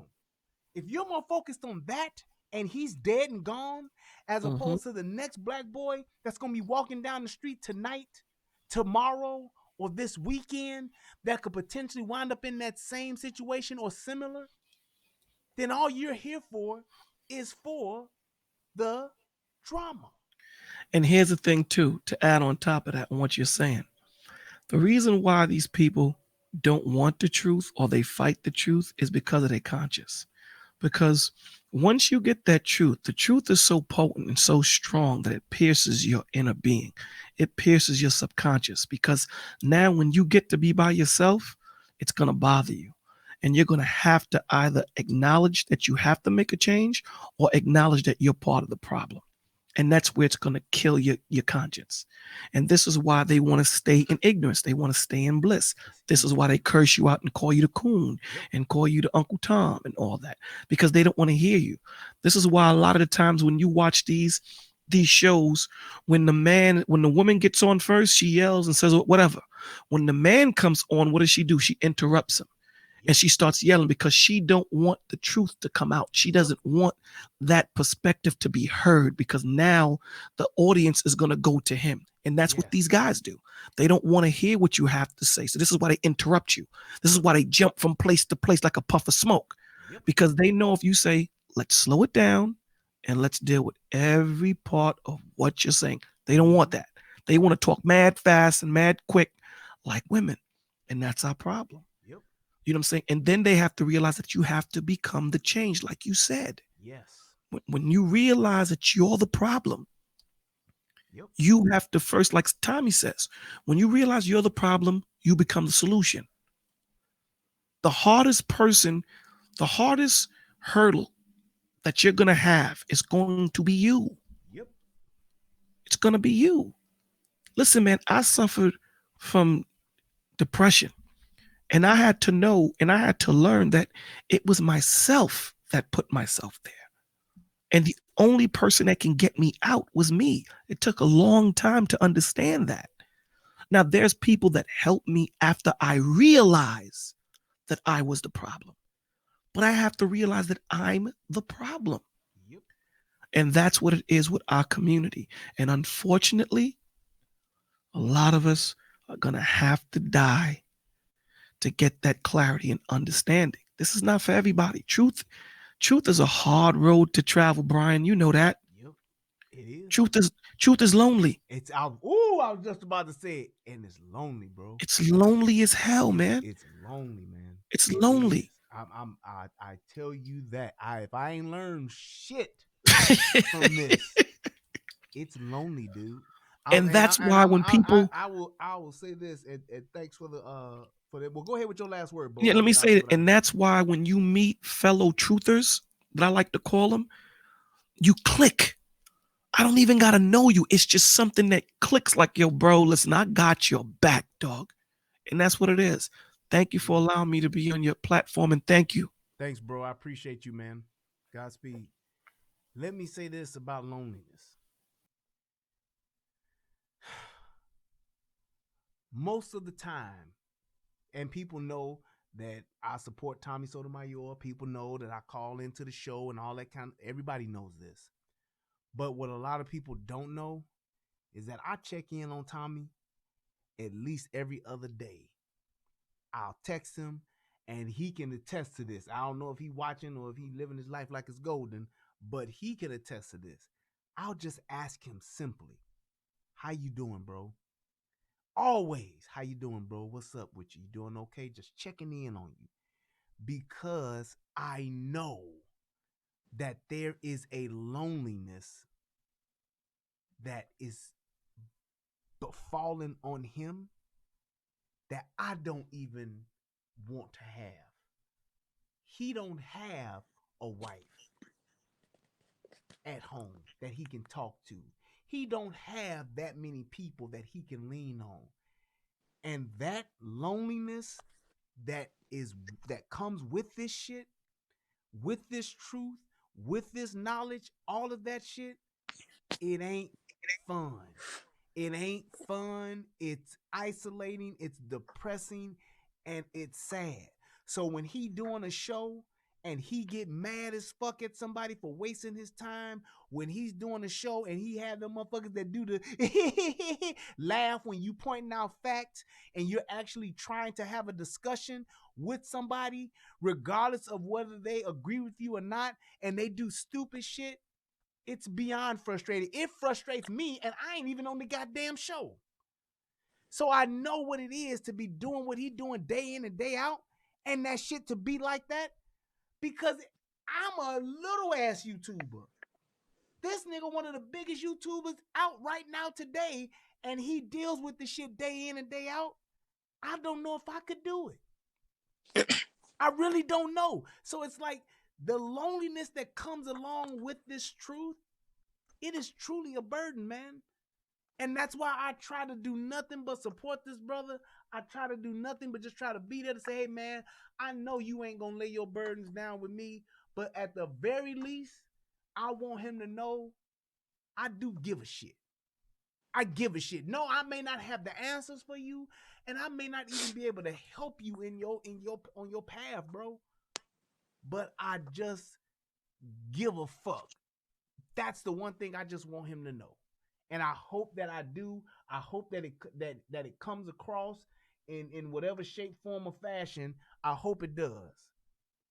But it is what it is. And if my mic is too low, I apologize. I'm trying to turn it up as much as I can without fucking it up to where it's popping and shit, but I'm doing the best I can. So it is what it is. I just made some adjustments. Hopefully that'll help. But if it don't, I'm sorry. All right, go ahead, DJ Matt. Talk to us. Hey, Brian, what's going on? How you doing? I'm good, bro. I just want to say, yeah, it's definitely sad that the young man is dead. And I think what gets me about all these situations, it seems like every time white person kill a black person, we go ape shit about that, but not when we do it to each other. And I don't know, and I don't understand why that is. Why are we more concerned about, and I'm not trying to give white folks a pass. I'm not trying to give ain't shit police officers a pass, or I try my best not to give them a pass. That's not my intention. I'm not out here trying to defend white people when they kill black people. I'm not. But what I'm saying is, it bothers me to see that there's more from black folks. I ain't talking about the media. I'm talking about black folks. We get more involved when a white cop, when a white person kills a black person, which happens, but the numbers of black folks killing black folks are staggeringly higher, substantially higher than it is the other way around. But it don't never wind up on our Facebook feed. It don't never wind up on our Instagram. It don't never wind up on our TikTok. It don't never wind up on our Facebook Live, and it don't wind up on our Twitter. I don't understand that. None of our social media. None of our social medias. None of these niggas right now that I know in Chicago that know niggas that I know, they know the niggas that's dying, and they ain't even saying shit. Only when their family members die do they say, "Man, rest in peace, fam. Rest in peace, cuz gone too soon." And that's it. Like I've been listening to you and Tommy and Bolo TV and Just Jay and a few of you other YouTubers. Can you hear me? Mm-hmm. Can you hear me? Go ahead, bro. Yeah, the floor is yours. Go ahead. Yeah, no, I was saying I've been listening to you all a minute, and I was thinking about that video you did a few months ago, about the two police officers who almost killed that young man who had autism over a $3 fare. Yep. I'm like, because when I heard about it here on the news, and I'm like, hold on, over a $3 fare, really? Shot that man. Shit. And it's like, but people won't. I guess I'm not cooning then when I'm talking about that. And it's like, I'm not trying to appease you motherfuckers. I'm just trying to give you the best and the most information and factual evidence that I possibly can so that we can be better. I'm not trying to better those that I know don't even look like us and not concerned with the affairs of us. I'm not. Yes, most definitely. And another thing I've seen where a lot of, and I hate when we bring this up or they say this, when I say all, because I'm not talking about all. But when I be like, majority of these people, they be out here talking about some, the South Side and the West Side, the one is better than the other. Then I say, no, anyway you find a group of niggly bears, like Tommy would say, is bad. Yes. Not all, but too many. And they trying to act like it's just like you be saying, y'all be saying, people just lying and not caring when they want to sit up here and act like no people care. It's just they want to keep their heads buried in the sand like crabs. Yep. And then and then turn right back around. But they can check this out. They can listen to all that rap music and watch all them reality TV shows and have their kids dancing and doing all that stuff. But when it comes to they kids going to school and doing some constructive, they can't do that. Yep. You know what? And that just reminded me of a post I saw today on Facebook. The post said, and hear this. It was so fucking true. I said, wow. Mm-hmm. It said, rich rappers send their kids to private schools. Mm-hmm. The words that these rappers say send our children to jail. Woo! I said, God damn. I know, right? You ain't never lied. I said, God damn. I said, if you ain't talking about no facts, I don't know what the fuck. Rich rappers send their children to private school. Yeah. And the lyrics that rich rappers say send our children to jail. Or send them to jail or to the grave. To the graveyard. Right. Or to the grave. And then peep this real quick. I was about to get ready to say, and not only that, but then that's why a lot of these young kids have no respect for nobody. Yep. And it's because and the reason why they don't is because it's taught at home. I mean, I can't tell you when I was in the school system, when I was teaching, I can't tell you how many times I heard mamas, single black mothers say, don't y'all can't tell me about my son. Y'all can't tell me about my daughter. He ain't do that. If he did that, somebody did something to him. She ain't do that. Yes. Y'all need to. Well, you telling me that your kid can't do nothing wrong? Yeah, Really? I can't. and I can't. You mean to tell me that he ain't do that? Well, ma'am, all 7 of these kids that he did it to are all saying that he did.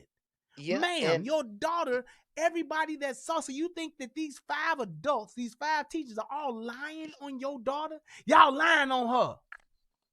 yep. And then I thought and I always thought it was kind of ironic when this, kept happening more frequently, how it'll keep happening. Then we want to get up and say, well, we need the march and protest. That's all fine and everything. But what about the fact that we need to sit down and teach our kids how to be productive, constructive people? Exactly. And But here's what somebody just put in the chat, and I hope that Jihad or whoever is saying, I think it's Jihad that's saying that, and I saw B Reed say something too about it. But he said, so we black people don't have protests against violence in our communities. And then B Reed said, Jihad Abdullah, yes, people show up, but the level of pressure and accountability isn't the same. And then Bad Hombre says, no, Jihad, you can't protest. You have to work, pay the bills, not protest. And then he says, you are teaching and helping to mentally condition my people to be afraid of your master. My yeah, question is this. Mm-hmm. You're protesting for what? Yeah. This is, and here's my thing. Just tell me if I'm right or if I'm wrong. What are you protesting for when your protests haven't changed a thing? If your protest isn't writing a law or changing a law, you ain't doing shit but talking. Yeah, yep. You ain't never lied. You definitely hit the nail on the head with that one. I'm just saying, people always, we have this protest mentality. We get it from the civil rights movement, and I understand that. But I've said this plenty of times in my other streams. Mm-hmm. Protesting from the civil rights movement was backed up, supported, and the foundation of those protests, they were all founded with the law. They were protesting because they said, hey guys, the Constitution says we can do this. You all are saying that we can't. We have the law on our side. All we want y'all to do is follow the law. Yep. Ray getting shot in the motherfucking streets because he didn't put his hands up when the police told him to. That ain't got shit to do with civil rights.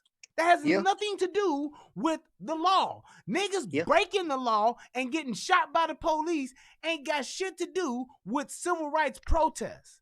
If you want to change the law, then you have to do that. Change the law. Walking in the streets, don't do that. Standing on the corners with signs and shit, don't do that. You have to have legislation. Thurgood Marshall, all them motherfuckers, they were writing laws. They were going to court saying, hey, here's what the law says. These people aren't following that, judge. And the judge said, shit, you're right. Court adjourned. We fine for the plaintiff. So all of this getting in my community and then standing up, fighting for my people because I'm protesting, that's not what you're doing just because you stand the fuck out, you on the news, or you Facebook living, or you Instagramming. Protesting is not going to solve the problem, as you can clearly see. And if you're protesting against or you're protesting for Ahmaud Arbery, how come niggas ain't protesting for the 5 niggas that just got shot on April 20th in Chicago? Where they protest at? Or is it only we protest when white folks shoot? I heard you mention that, and here in Chicago, they didn't even talk about that because they kept talking about the COVID-19. Exactly. They didn't talk about this shit at all. 5 niggas dead, 20 shot. No protest, no nothing. From us. Nope. Yeah. Oh, yeah, most definitely. From us. We more worried about partying during COVID. We more worried about having house party. We get on the news for that. But ain't nobody saying shit about the 5 niggas that got killed on April 20th and the 20 niggas that got shot. Yeah, like when the mayor Lloyd Lightfoot, she had to put out a statement because she went over west because some people was telling her that she wanted them to break up whatever they were doing because she was hating on them, but it being hello. Go ahead, you back. Yeah, no, she trying to keep y'all from not getting this COVID-19 virus. And the crazy thing about that, when that person had that big party, that big house party, his mother was a fire commissioner. And I ain't even tripping about the party. Because I'm not gonna even get into the COVID thing, the COVID experiment, as what I call it now. I'm not gonna even get into that. But I'm just saying, what we're talking about and what we're concerned about, it seems to me that we're not concerned about the greater majority of our problem. We're only concerned with the outliers that give us more attention because the media pubs it up. The media pumps it up. The media exaggerates it. The media will make it more of a thing and make it more popular, not what we consider to be important. We won't bring that to the forefront and fight for that. We just won't. Yep. You're Go ahead with your right. last point. I went back and looked at one of your older videos of the young girl who was dancing on that older lady at the Jewtown Polish place. Mm-hmm. And I'm like, now see, and I totally agree with you.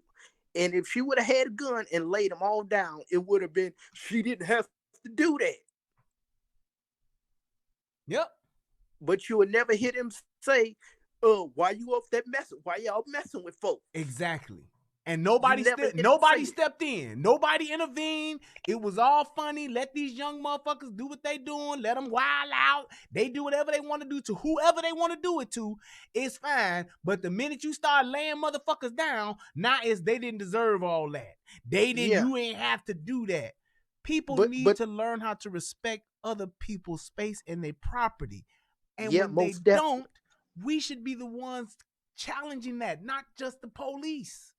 Definitely, because you're absolutely right. It starts at home.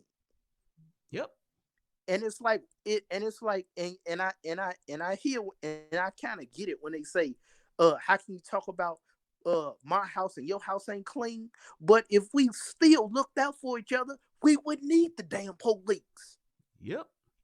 They would literally come in and clean up the things that we've already helped them and pointed out.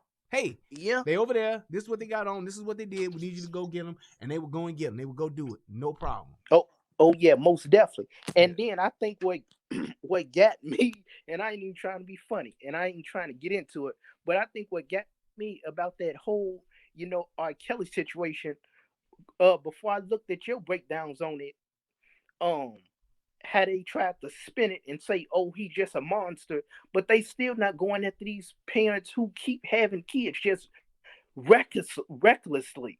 Serving their kids up. Ain't got nothing to say about it. And not just serving their kids up to him, but having their kids and just going out to the club and leaving them with people, letting them get sexually abused, molested, leaving them, whatever happens. And nobody want to speak about that. Yeah, man, you're right, man. Well, thank you, brother DJ. I appreciate it, man. Thank you so much for jumping on, man. Yeah, and real quick, congratulations on you and your wife's new baby. Hey, man, thank you so much, man. I'm excited, bro. Yeah, what you all having? We having a boy. A mini cool. me. Yep. Cool. Yes, and sir. Real quick, I was going to ask you a question. Can a visually impaired person own a gun or go to the gun range? Can a what? Can a visually impaired person either go to the gun range or own a gun? I'm not sure about that. You would have to probably check to see. Because I think if you can get a driver's license, then I think you should be able to go and shoot. If you have to like wear glasses or something like that because of your vision with your driving status, then I think you would have to have that on. You would have to have on your eyewear. But if you visually are impaired to where you can't see, I don't know if it's legal or not, but I would strongly recommend that you don't have a firearm if you are visually impaired to the point to where you can't drive. If you can't drive because of your sight, I would say that you probably shouldn't have a gun because you can shoot the wrong person. Oh yeah, most definitely. Yeah. Oh, real quick before I let you go, I'm working on like bottle lamps. Is where I like take like alcohol bottles and make like lamps out of them and stuff like that. Mm-hmm. And I was wondering, uh is it okay if I emailed you and you could email me your address and I could send you one? Oh, absolutely. Email me, man. No problem. Okay, I definitely do that. Yep. Definitely. But Email me, yeah, bro. keep up the great work, and it was definitely good talking to you. Thank you, man. You have a good one, sir. And next time I get some money, I'm gonna definitely hit you on the PayPal. Hey, man, I appreciate you just go ahead and just contributing tonight, man. That's all good. Thank you. Oh yeah, definitely. Have a good one. Peace. All right. Later. Later. All righty. I'm gonna bring in next. Oh, hold on. I'm sorry, Linda S. Let's go ahead with the kid. Go ahead, man. Let me unmute your mic. Hey Brian, how you doing? I'm good, man. Go ahead. What's up? Bro, I got a real question about like, like basically like race and everything. Go ahead. Like, let's just say like, okay, like how like the NC the black movement came out, the Black Panther and all that stuff, like all this activist group came out. Why don't they come out when it's black on black crime? And it's only when white on black crime or any other race against the black culture. Well, that's pretty easy because it's not what gets them the attention that they want. When you look at Black Lives Matter, when you look at all of these neighborhood activist groups and all of that, they thrive on media attention. They just do. That's just a fact. They thrive on media attention. They need recognition in order for them to get bigger, in order for them to grow. They need the media attention. So that's what they go after. That's what they tend to, attach themselves to that and leech off of that. Just think about it like this. Black Lives Matter was regardless of who it was started by, but how come you don't see it too much anymore? How come they're not out everywhere? How come they're not jumping up and saying, because for a minute, it was the new cat's pajamas. It was the new thing, the best thing since sliced bread. Oh yeah, Black Lives Matter is awesome. This is great. But you don't see it anymore. It was a flash in the pan. But the thing is like they say Black Lives Matter, but the thing is always come back to is like, why does it matter to other black people where they're saying, oh, white people are killing us off, but at the same time, we kill each other more than anything in the book. We don't care about our own communities. We don't care about what goes on in our homes. Dude, do you know that there are people who got relatives that are doing all types of shit to their children and they don't do shit? If I know that my cousin or that my uncle or that my auntie as an adult is doing something or abusing my niece, my cousin, my second cousin, my third cousin, I would rather just not say nothing to them. This is the attitude of them, not me, but their attitude is I would rather just not say nothing or not even get into it or not call nobody or not do anything than I would to confront it. They don't. So if you won't do that with your own flesh and blood, you definitely not going to do it with your neighbors. You definitely not going to do it on your block. You're definitely not going to do it in your community. So with the whole mentality, and this is why when people try to say it ain't all, when people try to say, oh, it's not everybody that's like that, it's just these few people that's here, it's bullshit. Because our communities would be 1,000 times safer than what they are if it didn't happen as much as we saying it does. If it wasn't as prevalent, if it wasn't as overpowering, there are more ain't shit niggas in the hood and ain't shit bitches in the hood than there are good, upstanding black people. That's a fact. And the reason why I say it's a fact is because when you look at the crime in those areas, if it was the other way around, it wouldn't be as high. And because people don't see that and they don't want to acknowledge that, that's why things are the way that they are. That's why all of these groups are doing what they do. They're just literally trying to get on TV, get likes, get funding to get these to get money essentially, and that's what they do. And yeah, they'll throw some t-shirts to some kids. Yeah, they'll get on TV and have a few pictures. They'll serve up some meals. They'll give them a little some school supplies, and they'll do that little shit to pacify them just so that they can continue to further the hustle. But the thing is, it's like they always saying like, "Oh, hey, white people killing us off. White people doing this, they doing that." But yet, when white people actually give benefits to black people take it with no hesitation, like basically like child support, healthcare, and all this stuff. White people give them that. Even the products they use, from cell phones to computers, everybody takes it in, no problem.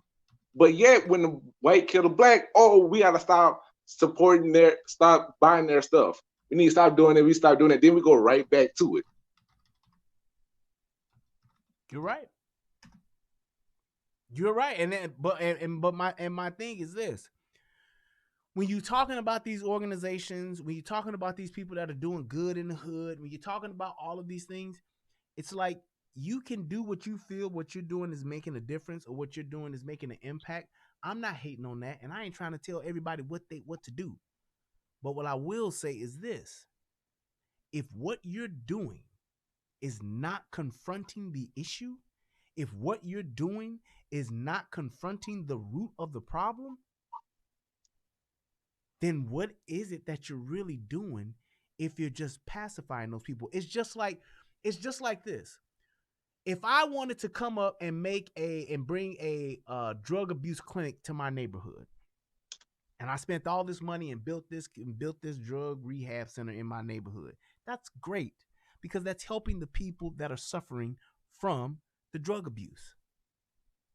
However, if I'm not challenging the police, if I'm not challenging my local politicians, my aldermen, my mayor, my congressmen, my state reps, if I'm not challenging them to get resources to the police, and if I'm not challenging my police chiefs, if I'm not challenging them to actually stop the drug dealing in my fucking community, I'm literally defeating the purpose. Because I'm going to continue to have people coming into this drug treatment program, and my numbers aren't going to do anything but increase because I'm not attacking the problem. It's like if you get shot, what's the first thing you're going to do? You're going to grab the wound, which makes sense. It's logical. But if you don't get away from the shooting, and then if you don't get the bullet removed, what are you really doing? You're slowing down the death. Because eventually I'm going to bleed to death, or if it's just a flesh wound, eventually that flesh is going to rot, and I'm going to wind up getting gangrene, and I'm going to lose my arm anyway. Or I'll die altogether if I never treat it. If I'm not attacking the root of the problem and the cause of the problem, I'm not doing anything but just going along with the inevitable. I'm dying a slower death. And that's the thing about I was talking to one of my friends, like I gave him a scenario. It's like, okay, well, I kind of told him this. It was like basically like if you have people in your house already stealing stuff from you, they burglars, and like you look at them, then it's like, oh, you see some burglars at the door. It's like, who would you deal with? I'm like, personally, me, I'm gonna deal with going on in my house first, and then I'm worried about the people outside my door, because the ones in my door in the house already is the one that's basically hurting me right now. Yes. You're right. You are right. Go ahead with your last word, man.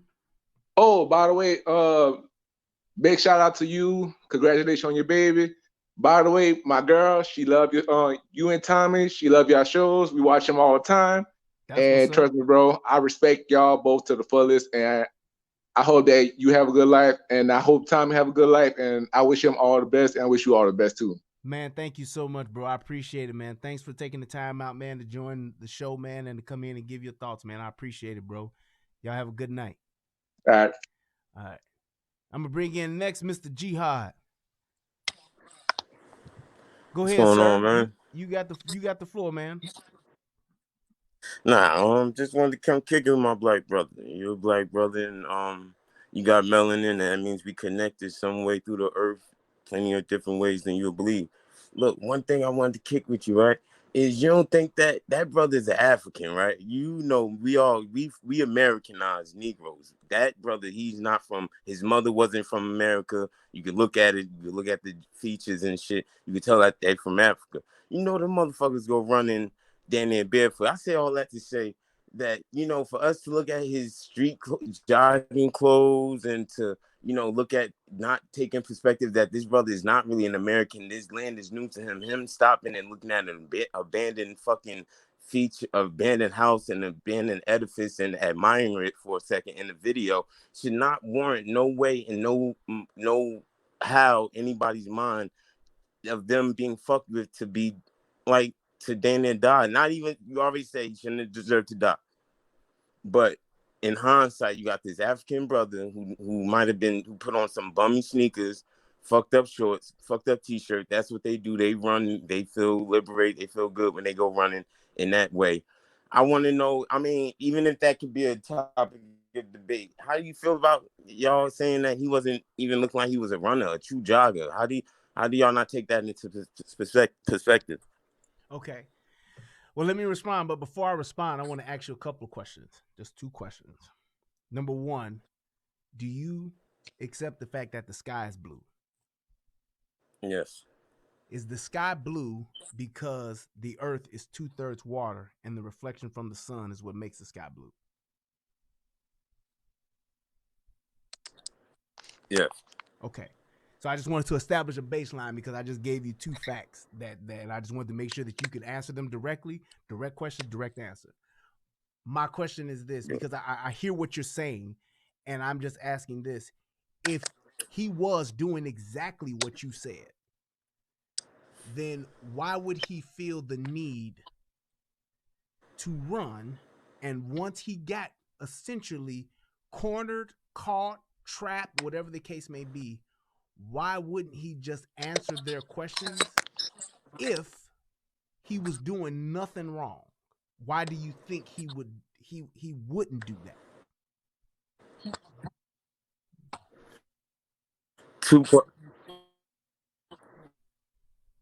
I'm sorry to hear you. Jihad, you broke up a little bit, bro. 2-part question. Okay. I'm gonna answer it with like a 3-pronged thing. Oh, I said shit. 2-part question right there.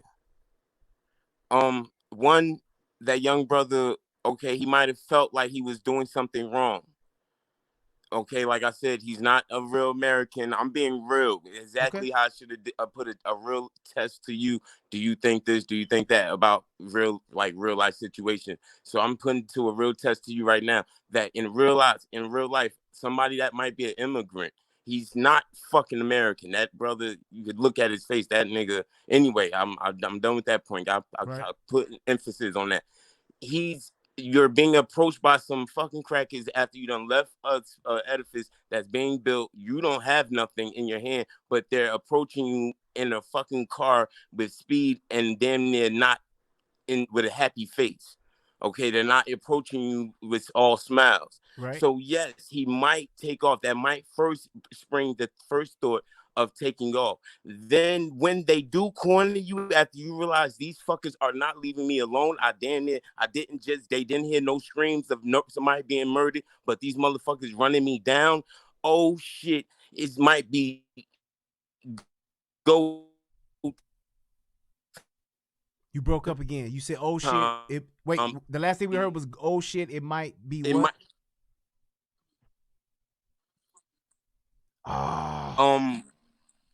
Now you get wait. Be Go ahead. Wait, we didn't hear the last part. You said once he gets stopped, you said he might be thinking, "Oh shit, what?"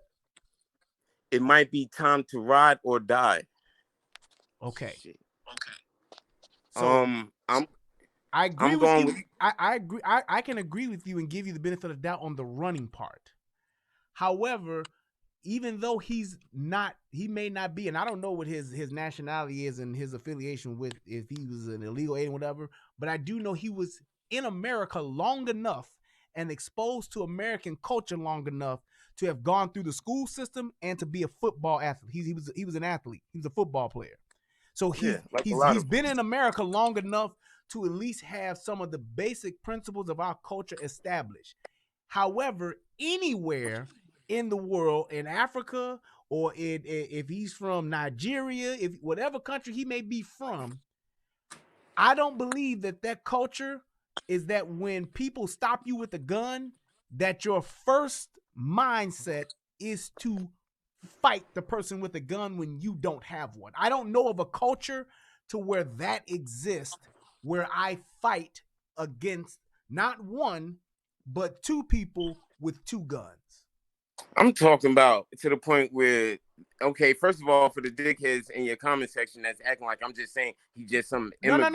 Let's not get off into the comment section. Let's just me and you, because we having a good conversation. Okay, so for your perspective, I'm for you to have a better perspective of what I'm saying.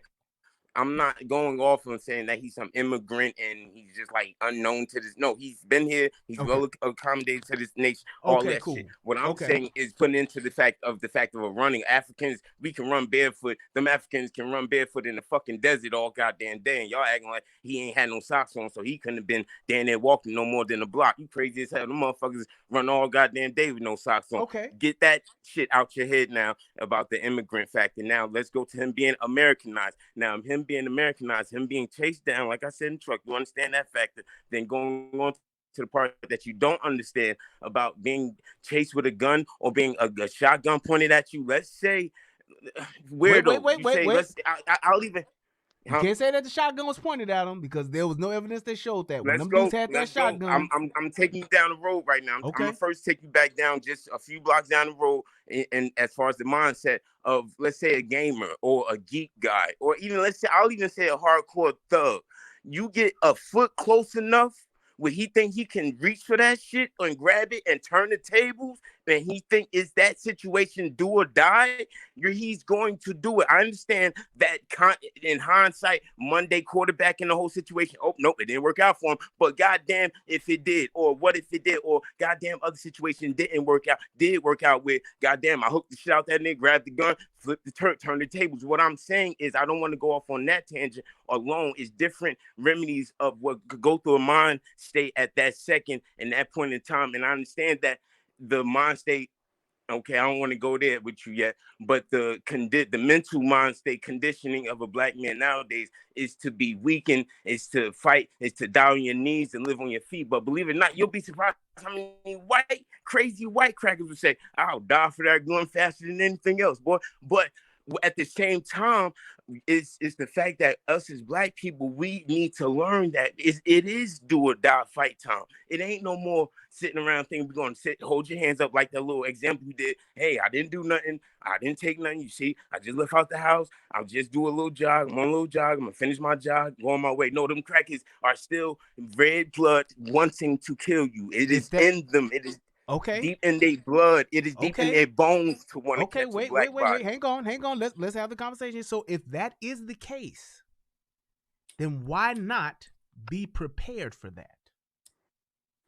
Just like my man Mo said earlier in the chat, he said, if people are going to hunt you down, if you believe that you're being hunted down, if you believe that we are the prey and the lion is trying to feast on all of us melanated people, if we are in that position, why wouldn't we be in a position to actually fight? Because bare hands against Glock, bare hands against shotguns don't win.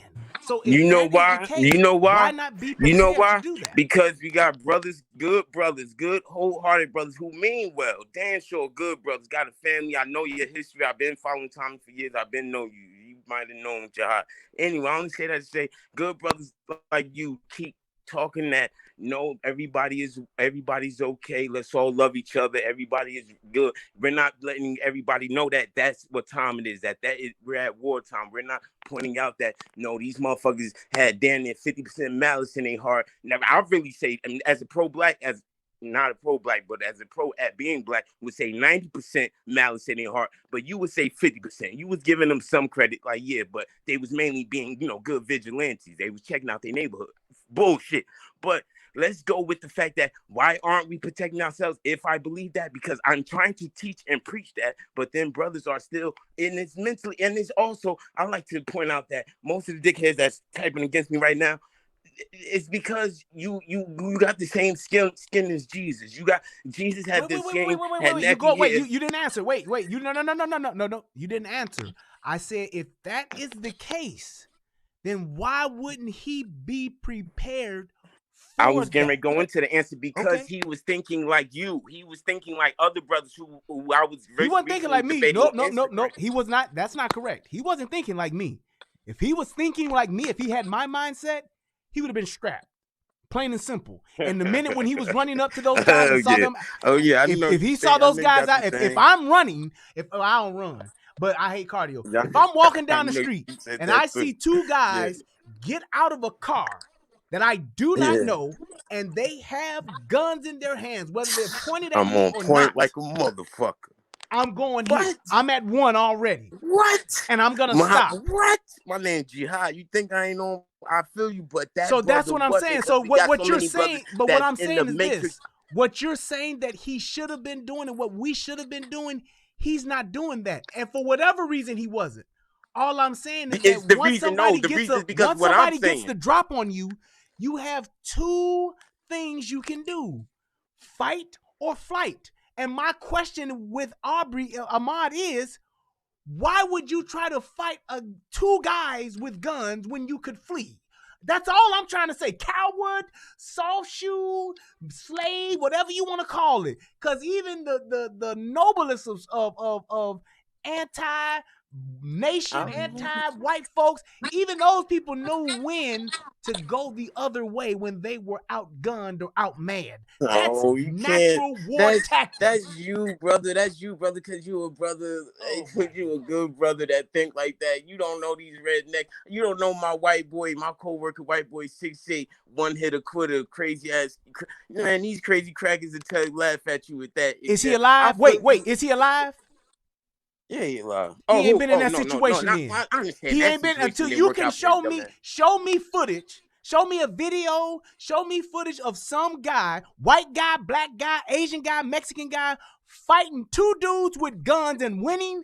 Then I will give you. When you can show me that consistently, I'll believe you. Until then, I'm gonna go with what I've seen. And what I've seen is people. What I have seen in the hood, black, white, or whatever, when you outmanned and outgunned, you get away. That's all I've seen. That ain't got nothing to do with being a coward. That ain't got nothing to do with being a whole ass nigga. That ain't got nothing to do with submitting to your masters. That's smart. Fuck that. Fuck all that for 1 minute. In the video, let's everybody keep it 100. He only saw one gun, bro. He saw a crazy crack on top of the truck. Right, and then he saw maybe another crack behind the wheel. But the one gun he saw at that time ain't like they pulled up with a militia pointed at him. I mean, a bunch of guns pointed at him. They pulled up with that one shot. He said, "Yo, I'm about to snatch this and body all these motherfuckers." Now, at the same time, I give you it's one gun and three dudes and two cars. Who wins against that? One gun, two cars, three men. How can he win against that unless he's a fucking Avenger? How do you win?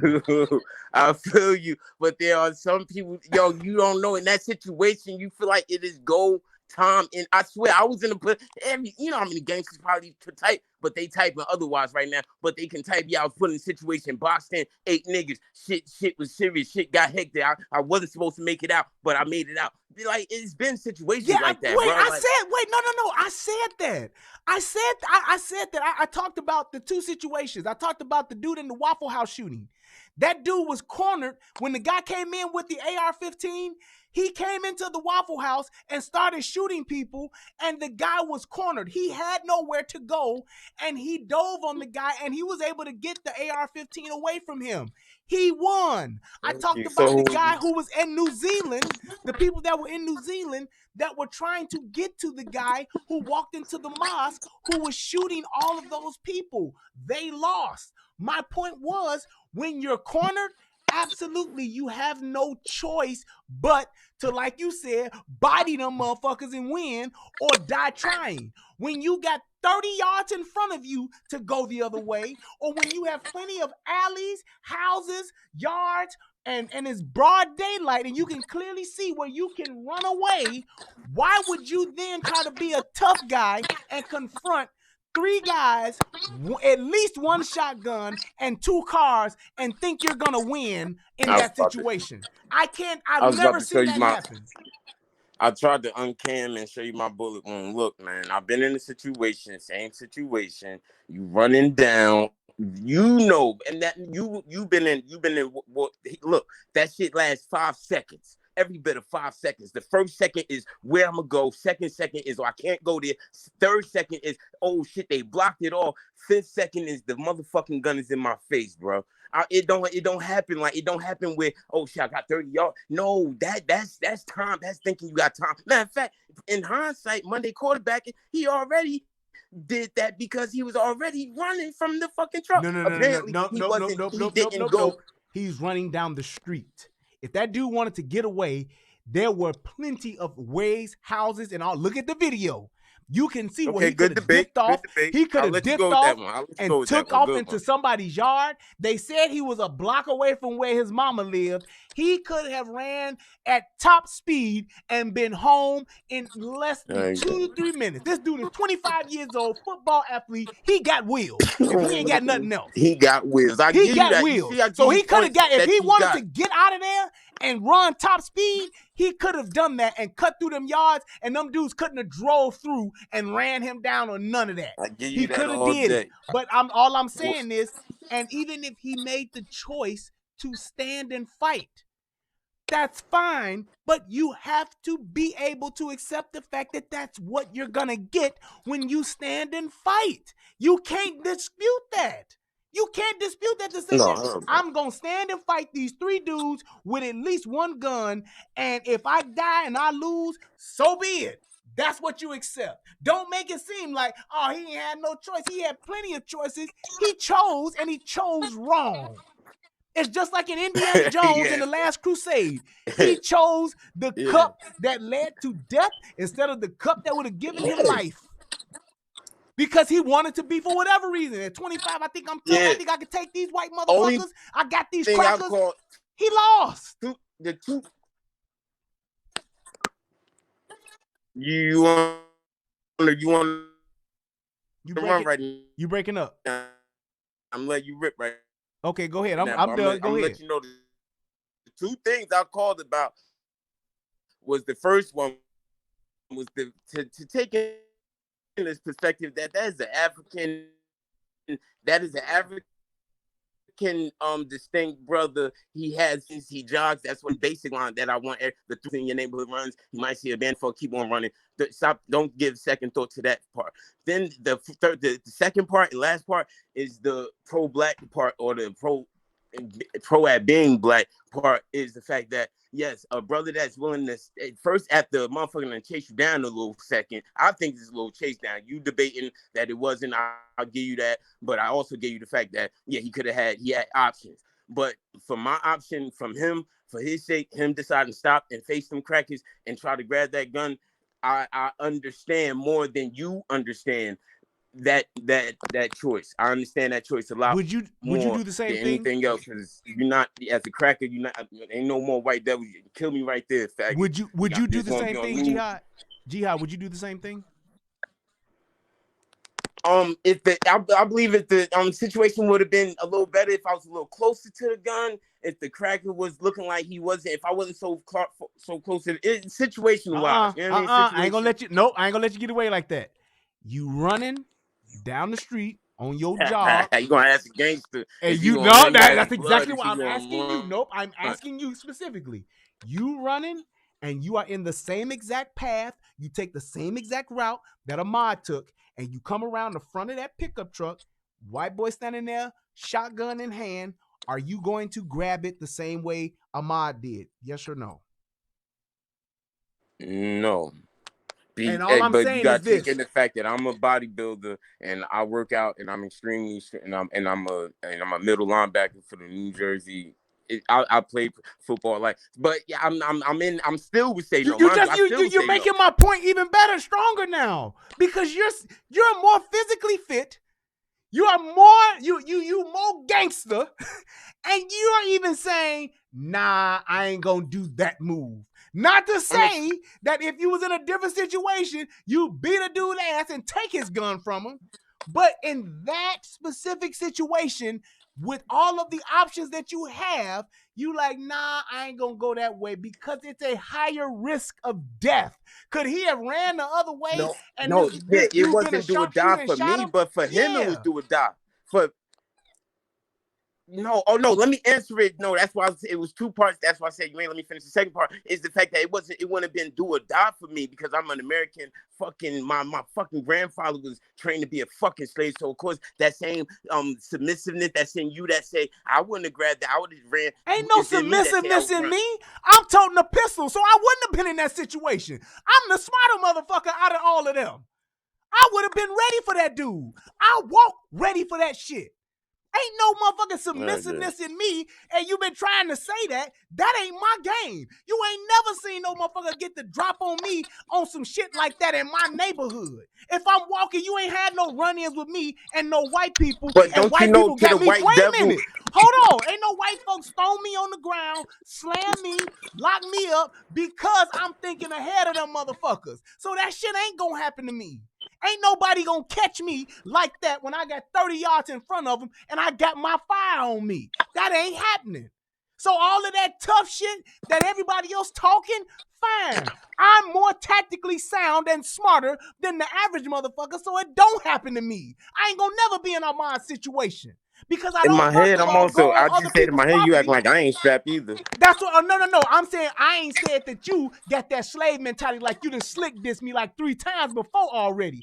That's what I'm saying. I'm just nipping that in the bud because you done snuck it in like 3 times. You need to go with the mindset that I'm talking about with these white devils, with how they preached and they fucking pledge, give me freedom or give me death. That's the fucking mindset that us as Black American men, when I went to Africa, Nigeria, Lagos, all the other countries that they have, we don't have that shit over here. That mindset, you'd be surprised. We are night and day. The American Black man, compared to every other man in the world, is night and fucking day. When it comes to standing up and fighting, we are with the decisions and quickly, what should I do? Is totally erupted by that 400, 500 years of fucking slavery. And that's where we go. That's where you need to be mindful every time you make a decision. What would the strong, powerful white man do? Would he run? No, this motherfucker gonna gun him, or he gonna go for the gun or grab the shit. And it's been videos of shit all like of them that people. Wait a minute. All All of those people over in Africa, number one, they don't have shit. That's why they willing to die for anything.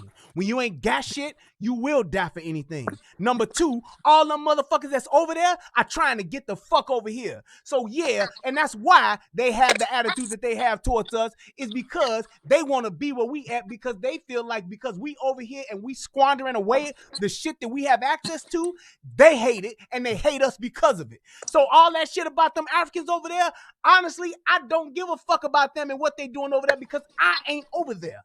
I'm over here, and what I'm over here doing is living my life the best way I can, the best way I see fit. And all of that shit that they do over there is fine. They do what they got to do in the Congo. They do what they got to do in Darfur. They do what they got to do to survive. Just like I'm over here doing the same thing I got to do to survive.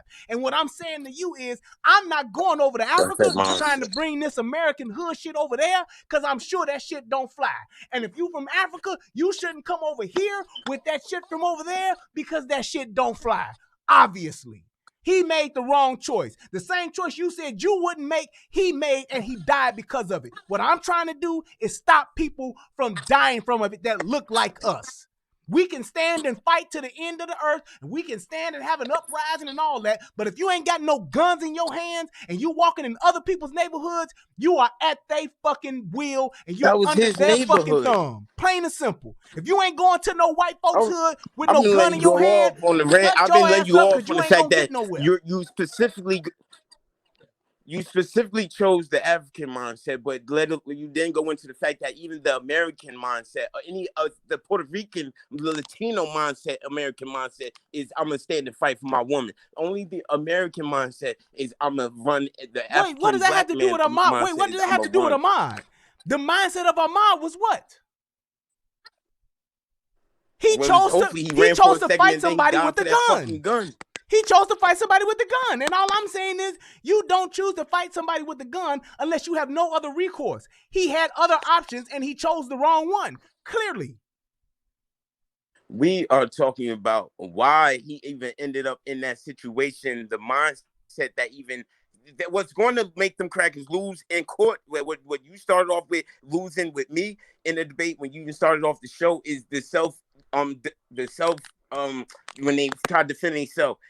They put themselves in that situation, okay, to have to defend themselves against Ahmaud. Not Ahmaud chase them down or no dumb shit. So I only say all They that have to every say, right to do it though. Either way, That is the problem.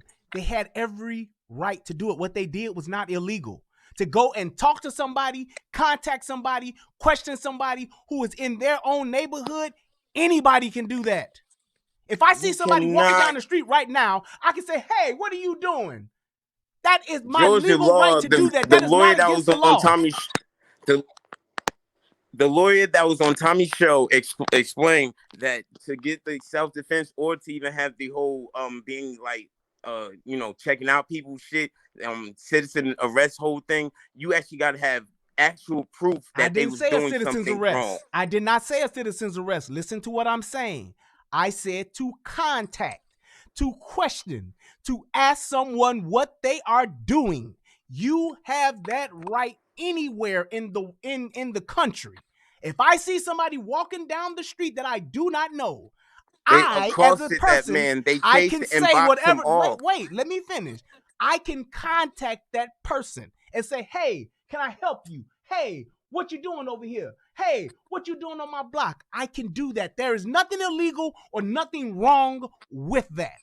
That's what I'm saying. You can't stop that man from walking down the fucking street. If you do, that's called a citizen's arrest or trying to detain that man, and that's illegal at that point. Now they crossed that line of just stepping and saying, hey, they crossed that line. They went further and tried to talk really. Now, based on Georgia law, if you have suspicion, no probable cause, but if you have suspicion of a crime being committed by that person, I ain't gotta have facts. I don't have to have footage. If I have suspicion of a crime, I am then able to question and therefore go after that person. They went after that person. They did not corner him in. They did not box him the way he couldn't get away. They didn't put hands on him. They went after him to question him and to hold him for the police. Gun to him. Plain and simple. Whatever happened before the video or after, at no point was he ever in a situation where he could not go in another direction. They held a gun to him. They did in some courts, that's law enough to say, strong arm robbery, all that type of shit. Look at the video. Holding a gun on someone means this. Pointing a gun means I have you at gunpoint. That's why it's called gunpoint. Me having a gun on me, in my hand, down by my side, I have every right to have that. That ain't gunpoint. Gunpoint is this. It is not this. You can say intention. You can say what I thought.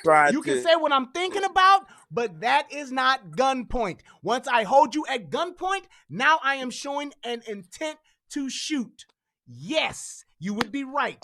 That is not what happened. And I can prove that didn't happen because if he was at gunpoint, he would not have ever been able to get his hands on the shotgun. Bullshit. They're not going to be able to prove that in court. You're not going to be able to say that shit in court. They're going to easily say, yes, a motherfucker grabbed the gun, whether it's waistline or pointed dead at your fucking head. They're not going to be able to say, if you can look at the video, wait, here's my challenge. Look at the video. Show me the still shot of the gun being pointed at Ahmaud, and I will agree. Show me the footage where the gun is pointed at Ahmaud before Ahmaud charged at him and before Ahmaud put his hands on that gun. Show me that. And then I'll agree with you. But now you're just saying it, and it didn't happen. It's not in the footage. If this was a case in court right now, they would easily point the shoulder part where the gun was in his hand and Ahmaud had the gun. I can have a gun in my hand. That's not illegal. This is not illegal. Oh my God. This is not illegal. When they was fighting. They're going to even point out when they was fighting for the gun was pointing at Ahmaud. No. We're talking about before. Here's the point. The self-defense comes into play once he charged at him. That's what the guy is saying, because you clearly see him backing away from Ahmaud, and they both had their hands on the gun. Show before me. the shot goes off. Somebody can say, show me where it say he charged Adam in the film. It You say, see it, Ahmaud. You see it. You're exactly right. And if you look at the video, I don't know why you want to leave this part out. In front of the truck, you see Ahmaud turn towards him. And you see the guy already standing at the front. Ahmaud turns towards him and grabs the gun. And the guy backs away, and that's when the shots ensue. Before that, there was no pointing the gun at him. Before that, there was no confrontation. There was no fight for the life. At that point where they first meet, that guy has a gun in hand, and he's trying to get him to stay where he's at so the police can come. And he didn't do that. You are making he charged at him. That's it. You are making a case as if they would just walk past Ahmaud with a fucking gun. I didn't say that. I didn't say that, and even in the beginning, they had the gun on them. I didn't say that. You're putting words in my mouth, saying I'm making it seem like, and I'm making it sound like. I said in the beginning, the way that they tried to stop him, make a citizen's arrest, question him, or detain him was wrong as well. It still didn't make it illegal. If I come to you, if I don't know somebody on the street and I say, hey, bitch ass nigga, come here. That's the improper way to contact or address somebody you don't know. Still don't mean that I can't do it. And the fact that I do it that way don't mean it's against the law. That's a fact. That part is going to take like a week, because me and I can debate that right back, and then you'll come back with something else. What about the man one part? The fact that they'll be able to prove that man was part of the hate group, part of the KKK, and they had proof, that he was well organized in the police district where he was able to pull strings and not be arrested. They're going to be able to prove all that shit when it comes to man one, him orchestrating the fucking murder. He was a 25-year retired criminal investigator.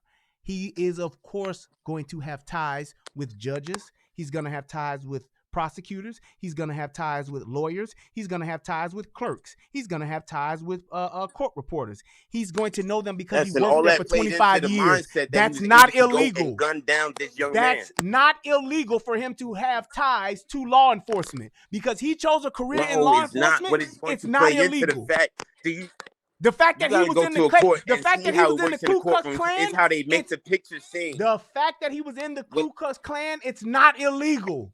David Duke is in the Ku Klux Klan. It ain't illegal. He ain't in jail. I didn't say that is illegal. What is illegal, what they're going to make illegal, is the fact that he went and maliciously murdered that man because he was black, because that's what the KKK organization believes in. They're going to point that out, obviously, in the courtroom. It's already fucking being pulled out right now. Everything is being laid out right now that him and his son was some racist fucks.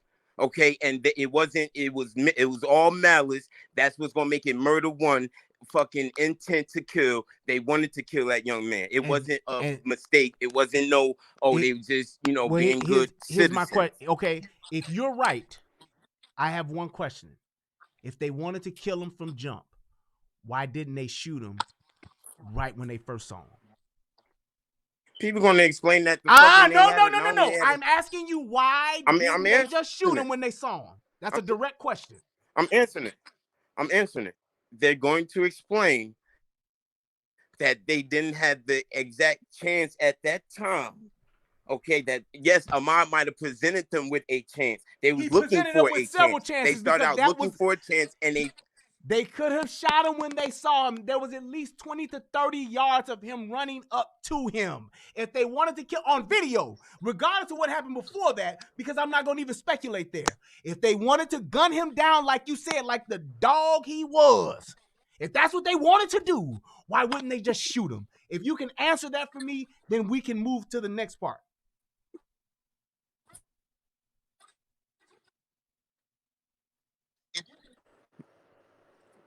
Bro, I understand you would love that to be the fucking silver bullet, but that's not going to work like that in the court. in the court case. Now, in the conversation, yeah, in the fucking barbershop that we're going to prove, man, one, that these motherfuckers had malice in their heart from the jump, that it's never a thing where people just set out to kill. So as soon as they kill, they shoot from the jump. No, motherfucker gonna wait for the drop. They gonna wait. They gonna snipe. If motherfucker snipe, they gonna say, why didn't the sniper just wait till the motherfucker walk out the building and shoot him? Motherfucker, he wanted to wait for his best opportunity to kill a motherfucker. They proved that plenty of times in court, and they're going to get man one for that shit. All right, but Jihad, at the same time, they need to still get all reckless homicide. Since you're deflecting for the third time, let me ask you this: have you ever been hunting? No. You've never hunted. Okay, that's fine. That don't matter. Have you ever seen a video of somebody hunting, like hunting for deer, or hunting for turkey? Okay. Yes. Can you point out a time where you've seen a hunter on video footage?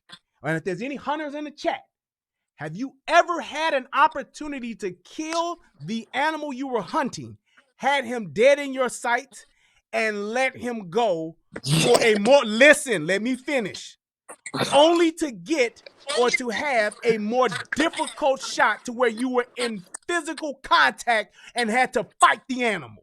Have you ever seen that? Have you ever seen somebody take line up a deer and see that they had the deer in their sights, but wait until they run the deer down and catch the deer in a corner or catch the deer in front of their truck and then fight the deer to the death and then shoot it? Have you ever seen that? That's a yes or no direct question, Johnny sir. Cochran, if he was alive, he would say. Have you? No, I ain't talking about him. I'm asking you. Have you ever witnessed that? Have you ever witnessed a hunter do that? I'll take your silence as a no. That's why they weren't hunting him down like niggas want to say that they was doing. It's bullshit. And it's disingenuous for people to say that when they don't have any facts to support it. For the best angle and best shot. I've seen hunters sit and watch. Because you didn't want to answer it. I gave you clear, factual evidence to show where he could have lined him up and shot him, but he didn't. But y'all insist on saying that he was trying to hunt him down when he had him and didn't shoot him. How can you try to come back and then say that that's still the case? It's not cool that we do that. To do it. Just because somebody don't do something right away doesn't mean their intentions aren't to do that specific thing. That doesn't mean a goddamn thing just because they didn't do it at first second and first that's where, glance at the person. And that's where you're wrong, because it does. You ain't never seen no niggas in the hood saying they gonna kill this nigga. They have this nigga right where they want this nigga, and they say, nah, fuck that. We gonna wait till we see him tomorrow, and then we gonna fight him and then shoot him. You don't never see that shit. Let's keep this shit 100, and let's just keep with the facts. I don't know why niggas love to do this when it comes to black and white shit. You know niggas in the hood don't do that. You got this nigga right here in an alley at night, tell me niggas in the hood don't say, and it's you and your boys, but you gonna say, nah, fuck that. Niggas will wait until you come out the store. Niggas might see you in the store and wait till you come out the store and body you. What are you talking about? Niggas will see you inside the store and wait until you come out. Why would they wait till you come out the store? Niggas will see. Why would they wait? No, you're right. Why would they wait till you come out the store? Because you ain't got nowhere to hide, nigga. I got you dead open, dead to rights. Just like they had him when he was running up to the truck. They got him right there. They see him right there. That goes against your point of seeing. No, that's exactly what it is. That goes against your point of seeing a person. Jihad, you being plenty of hunters set they prey up by letting them sit and get comfortable. You just said that a nigga will see a nigga in the store and wait till he come out the store. And the reason why you wait for a nigga to come out the store is because you got him not only in a fatal funnel coming out the doorway, but you got him dead to rights because he can't run no fucking where without you having clear line of sight of him. You ain't gonna shoot him in the store. That still goes against your point of just seeing somebody immediately and taking them out. A nigga can run over here. There's other people there. He got more cover in the store than he does outside the store, which is why niggas do wait till you come out the store to shoot your ass. Which is why niggas will wait till you sit catch in your you in the car lane and in the aisle of the store. Niggas won't. And you know that's true. But you gonna lie because you wanted to support your narrative of him being hunted. Totally dishonest by saying a hunter won't let a prey get comfortable in his spot before they take the shot. I did not. There you go. Now you changing what I said. I said where he has him lined up clearly in his sights. He got him.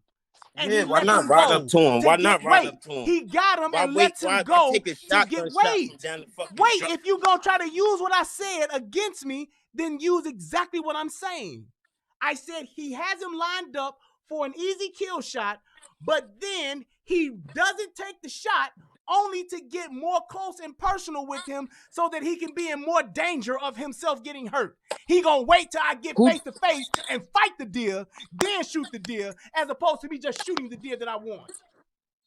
You don't see that happening. And niggas in the hood but if don't you got do a that. shotgun, you get a lot closer than fucking 30 fucking feet. If you got a shotgun, who takes a long shot with a shotgun? You wait till you get up close with that bastard, put the shot into the body and blow it away. You don't fucking All right, sit now, there. okay. You don't take no 30 All right, foot, here 30 we yard go. shot with no Because now shotgun. I get to educate you. Now I get to educate you on guns. Let me tell you something. People hunt with shotguns. A 30-yard shotgun shot is gonna be better than a up close shot. No. The velocity of your buckshot and the velocity of your bird shot, whether it's 10 feet away or whether it's 30 feet away, the only thing that changes is the spread, sir. It don't have nothing to do with a weaker bullet. Your bullet from your shotgun is not weaker at 20 feet than it is at 4 feet. It's not. It's the velocity is already there. That's the purpose of a bullet.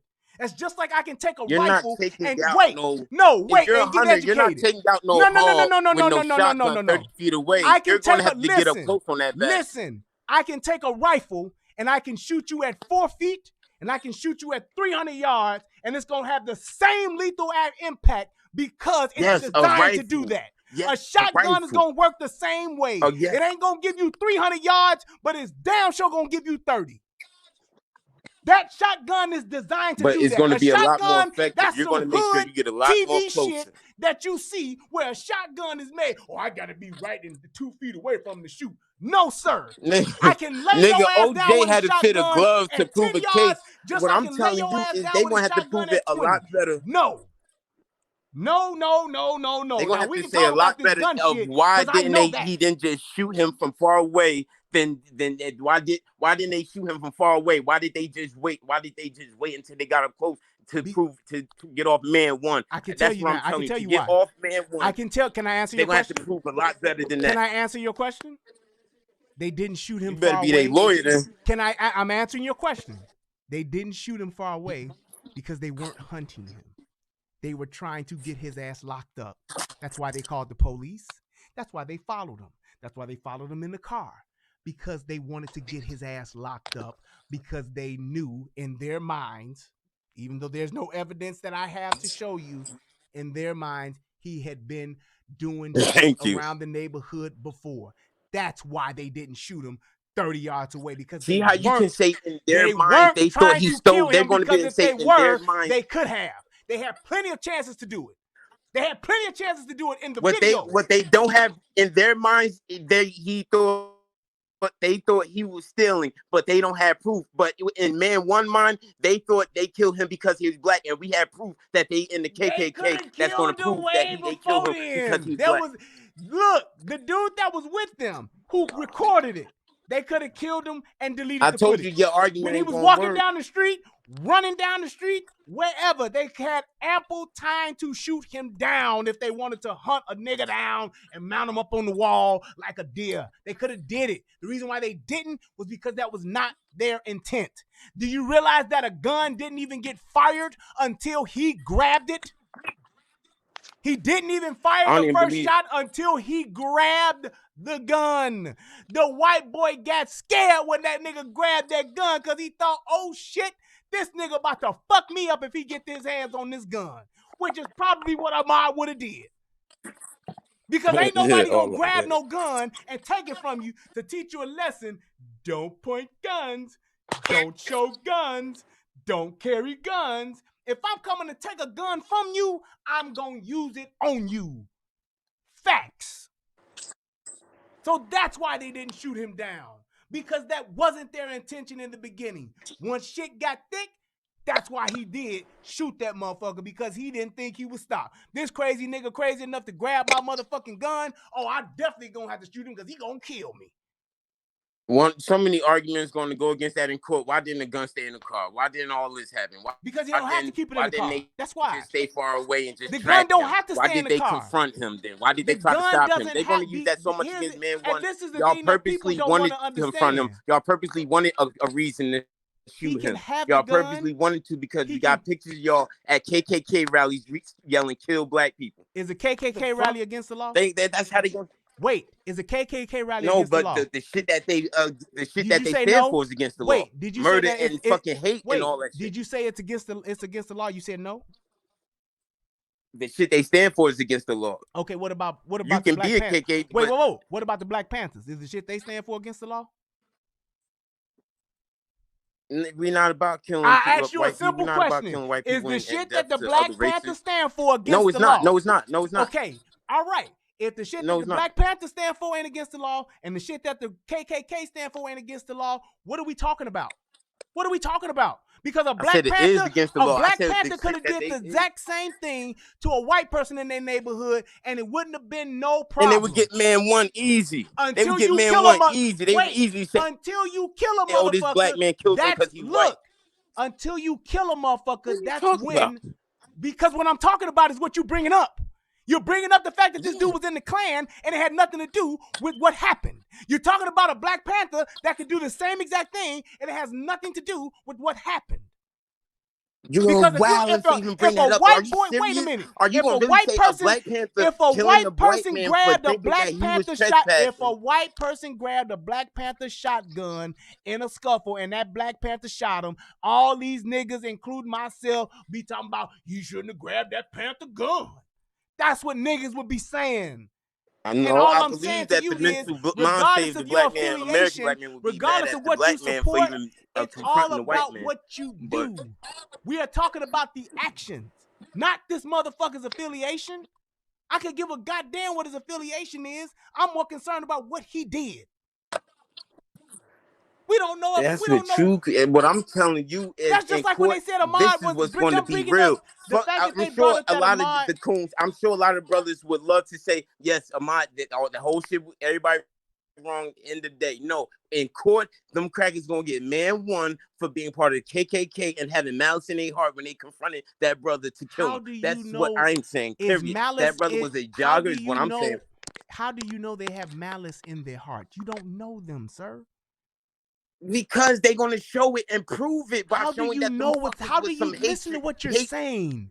You're telling somebody because they was have in the hate group. They're part of the hate group. What are you talking about? You're telling somebody that they have malice. If I'm a neo-Nazi, if this was in the fucking 1940s and 30s, if I was putting fucking Jews in fucking internment camps and I was a Nazi, why would you say? How would you know this guy got hatred in his heart? What the fuck? I'm doing. Because the fucking because the Nazis. I'm gonna tell you why. I'm gonna tell you why. Wait a minute. Don't ask a fucking question when you can't hear the answer. I'm gonna tell you why. Because the Nazis were literally exterminating Jews. They were literally doing it. Before the Nazis started doing it, they were just another group. Now, until you start seeing some KKK members, exterminating black people, marching them off into internment camps, then you can say been going on right now. Forever. No, right now, all you're saying is just that they was this and they was that because they had it in their heart. So because they not doing it in mass majorities like they used to do, they not doing. When was the last time you seen a Klansman put on? When was the last time you seen a Klansman put on a hood and lynch a black person? I just seen it on when you just seen it. When you just seen it when the mob was running, they that's lynched what I'm that saying. brother. That's what exactly we watched. What I'm we saying. saw lynching right this there. This is exactly getting back to my point to where I say niggas love to lie. Niggas love to lie. You saying now that this dude who actually got into a scuffle and got killed, shot and killed by a white person, you saying that he lynched him now. A lynching is way different than a fucking shooting. Why are you trying to make it the same? It's not. Hanging, burning, no, however it's not they used same. to do it. It was all Nigga, the same. Your ass getting burned alive. However you getting burned alive and you getting shot are two different fucking things. Plain and cutting simple. the baby out of the mother womb, all that shit. Simple. Whatever they used to do, feeding us to the gators, all that shit, making us fight each other to the death, all that was all lynching. What are you talking about? You are wrong, just man. Just because they did it by shotgun this time, you are and did wrong. It by we seen him in an abandoned house. About. You are wrong, Jihad. You're trying to say that something is that it's not. You're trying to say that a person who gets shot by a white person is being lynched. That's not fucking true. Why do niggas want to say that? I have no clue. Why can't this man just say he committed manslaughter? He committed murder one. Why the fuck are you saying that he lynched him? For the past 500 years. What the fuck does 500 years got to do with a dude getting shot today? Ain't got shit to do with that. That he was the brother that wasn't doing shit but being the nosy little African jogging in his dirty sneakers. So why the fuck is he being lynched then? Lynching is totally different. If I Google gunshot wound and I Google lynch, I'm gonna see two different fucking images. Why niggas trying to lie and paint a fucking false narrative? I don't know why.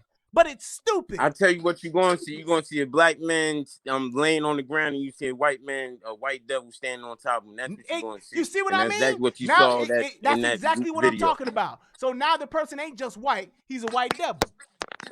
All white devils, they all white guys. They all creatures of the island of Patmos, made to come here and make you think you less than what you are. That's all they are, robots. They emulate feelings. They know how to kill. They know how to create danger. They know how to create the fucking nuclear bomb, but they can't put together a good beat and dance to the motherfucker like every other race. We dealing with the fucking robots of the fucking earth, fucking devil, and y'all gonna find out. That brother found out. I tell you that. He thought that's his neighborhood. They all live in the same neighborhood, blocks from each other. I don't live nowhere near no white devils, but they live blocks from each other, and they still couldn't live happily amongst each other. Fuck out of here. We live with devils. This is why black folks, pro-blacks, Hebrew Israelites, Christians, Nation of Islam, this is why we can't come together. Because niggas want to keep making shit up and talking about shit that happened 500 years ago as opposed to dealing with what's happening today. It's this very mentality that keeps us divided. You are literally making up and applying shit. You are talking about and applying shit that you didn't even live through and trying to make it relevant today. That's asinine. I'm talking about using what apparently worked for the Jews when they said we will never forget. No sense. I'm talking about doing what apparently these crackers do when they bring up every old president, every old rapist president, slave rapist president. This is exactly why pro-blacks, Hebrew Israelites, Nation of Islam, Christians, Jehovah's Witness, this is why everybody that's black can't come together, because y'all consistently buy into the shit that separates us. Niggas talking about motherfuckers over in Africa, niggas talking about motherfuckers 500 years ago, slaves, coons, all that shit. It's all shit that divides us. Why not just look at where you at and what you're dealing with now and try to apply what is relevant, as opposed to reaching back and saying they devils, they Klansmen, they doing this, they like the Nazis. That ain't got shit to do with what's happening today. Because today ain't nobody stringing you up and hanging you from no tree.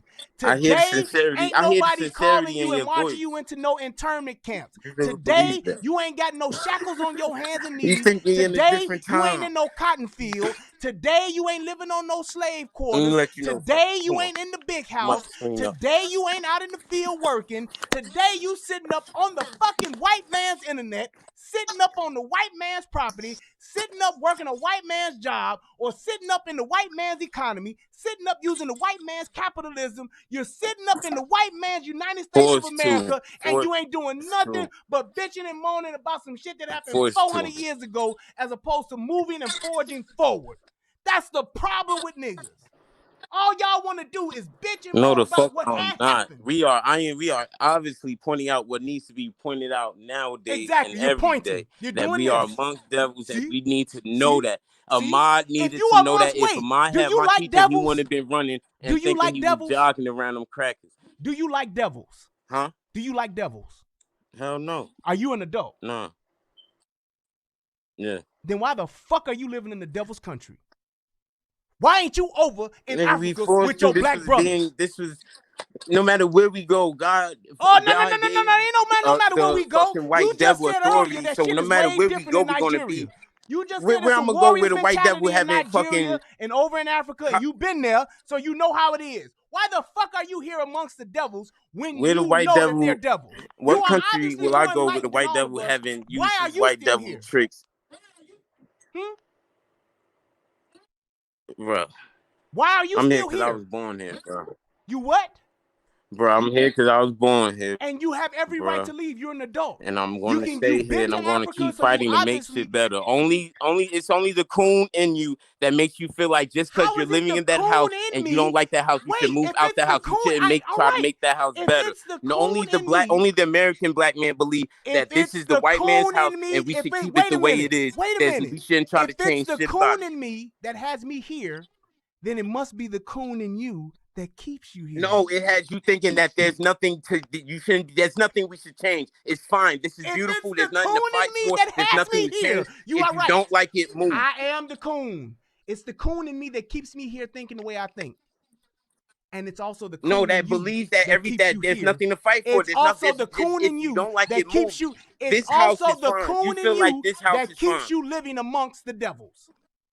You love it You too, feel nigga. like this man. You feel like You Master's love house it is too. fine, and if you You don't like like Master's being house, on leave. the I'm white telling man's you how to country. fix You and like make this living shit better. amongst the devils. You like living with us coons. You love it too. How dare you try to tell me that I'm less than when you doing the same shit I'm doing? I give you the fact that I'm stuck in the matrix. You too. like it too. Exactly. I give you that. I'm stuck in the matrix too. Yeah, So we then all what are stuck you in the talking matrix. about? I'm trying How to can wake you up. be I'm stuck in trying the to be the matrix Neo. talking about me being to... stuck in the matrix?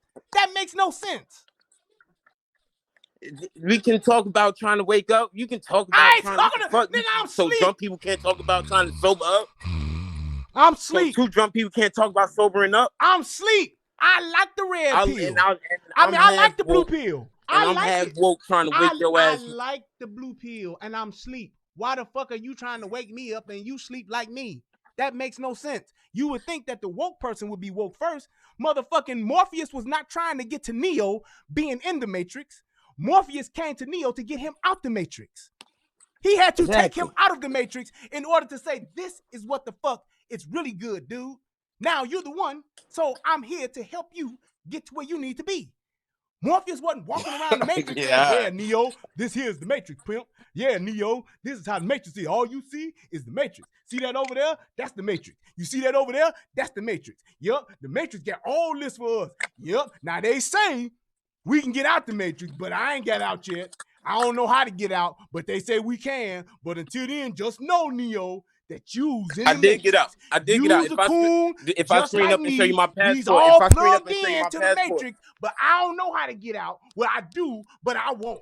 I like staying here, but you listen, wake up I too, got Neo. out. What about your excuse? The fact that I got out and like somebody came back in to bring people out. I can show you. I'm gonna screen up and show you my passport. Plenty of stamps on my passport. That's what I'm saying. Thinking that I don't. That's what I'm saying. Morpheus was on the Nebuchadnezzar, traveling in the real world, tapping into the Matrix just to save those. He was out.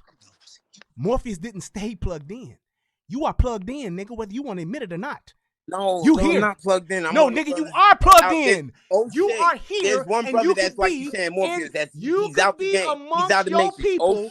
You could be amongst your people and away from the devils living. I don't care about your passport, nigga. I got a passport. You could be living amongst. You could be living amongst those that are like you, and you could just be tapping in to bring us over there. But you ain't. You right here in the Matrix. You said fuck the Nebuchadnezzar. You got it parked plenty outside, of people and you came back living to in the this Matrix shit. to bring people out. You are living in the Matrix, dude. You're not tapping in and out. Morpheus was tapping in and out. Morpheus went and slept. He slept outside the Matrix. He slept in Zion. That's where he slept. Them niggas that was on the Nebuchadnezzar, they was born and bred. There was plenty of people. I'm one of the people that know that they was in the Matrix, but we was never tapped in. And they was helping niggas get out to come to Zion. They was helping niggas to understand the Matrix. You are in the Matrix, sleeping in the Matrix, fucking in the Matrix, on the Matrix internet. You're living in the Matrix. You're eating the Matrix food. You're traveling around in the Matrix, but you steady telling me to get the fuck out because I'm the coon. Nigga, you crazy. You trying to tell me to do some shit that you ain't doing? That ain't leadership. That's just straight shit talking. You the coon. That is totally. That's Are you what that done? Are is. you done, brother?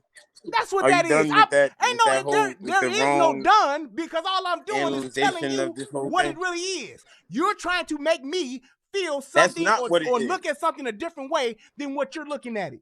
You want to tell me that I'm the coon? You want to tell me I ain't got my shit right? Tell me over in the motherland, nigga, because the internet work over there too. Tell me why you living So I gotta go amongst to your people. Africa to Tell tell me you why you living amongst that's your people crazy. in the motherland And that then I I can got point this out shit there's fucked plenty of up people in the when you movie over that there. knew that they was in the Matrix, but was damn near stuck in the Matrix and was trying to get out the Matrix. They No. was just stuck in it. That is There was not plenty of true. people. Now you gonna rewrite the Matrix, nigga? You There was gonna plenty rewrite of the people. Matrix? This nigga rewrite the Matrix. No, because you stuck in the Matrix saying I'm stuck here, stuck in here. There's plenty of people that know that they're stuck in the situation and awoke to the situation. They don't have to be out of the situation. Plenty of drunks know that they're drunks and fucked up Bro, and they need to get out and don't like seeing other people in that situation and can preach sir, about it. There's nothing wrong with that scenario. you are telling me that you have not only gotten outside of the Matrix, but you've been to Zion. And yet and still, you live in the Matrix. Nigga, you live here.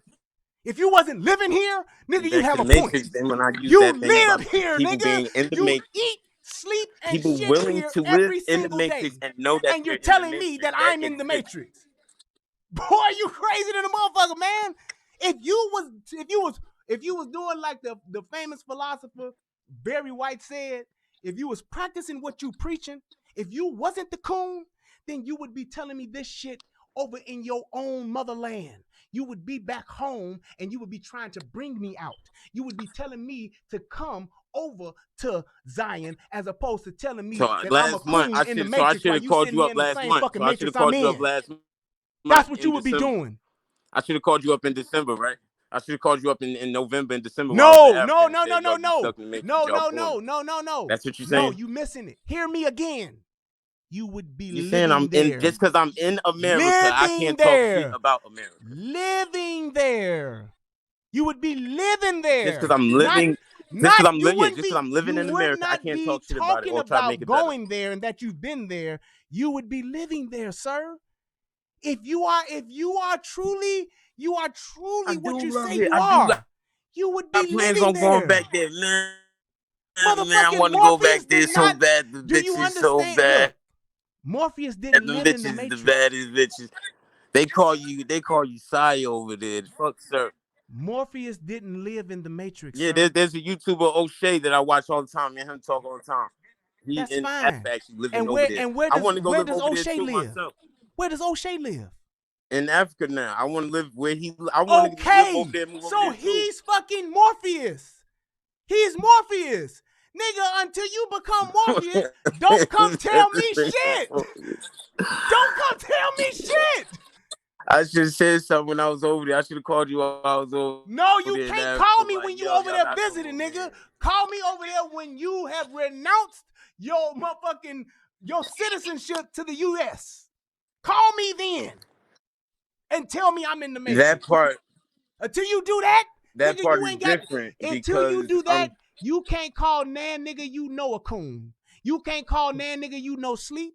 You can't call nan nigga you know in the Matrix because you're in it, sir. You will always be able to try to that. This don't work because you will always try to be able to hold that against me because of the fact that I'm a product of the Matrix. I will always have this fucking Americanized blood in me. You missing it.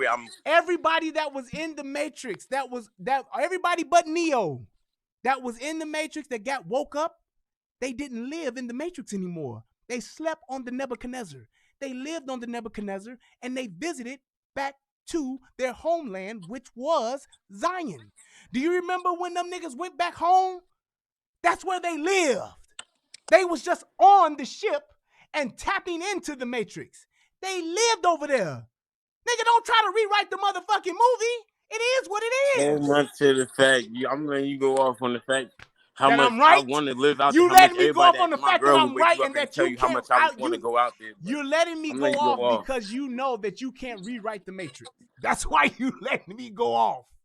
You're letting me go off because you can't dispute a film not the that fucking millions one, but have somebody seen. listening. One of the brothers that's listening is, and one of the brothers will break this shit. And right now, I'm definitely not. I'm one of the guys that Neo used to come to the Matrix and used to get help from. Who was that? I'm not one of the ones that's on Zion. Wait. I hear what you're saying. Who was that?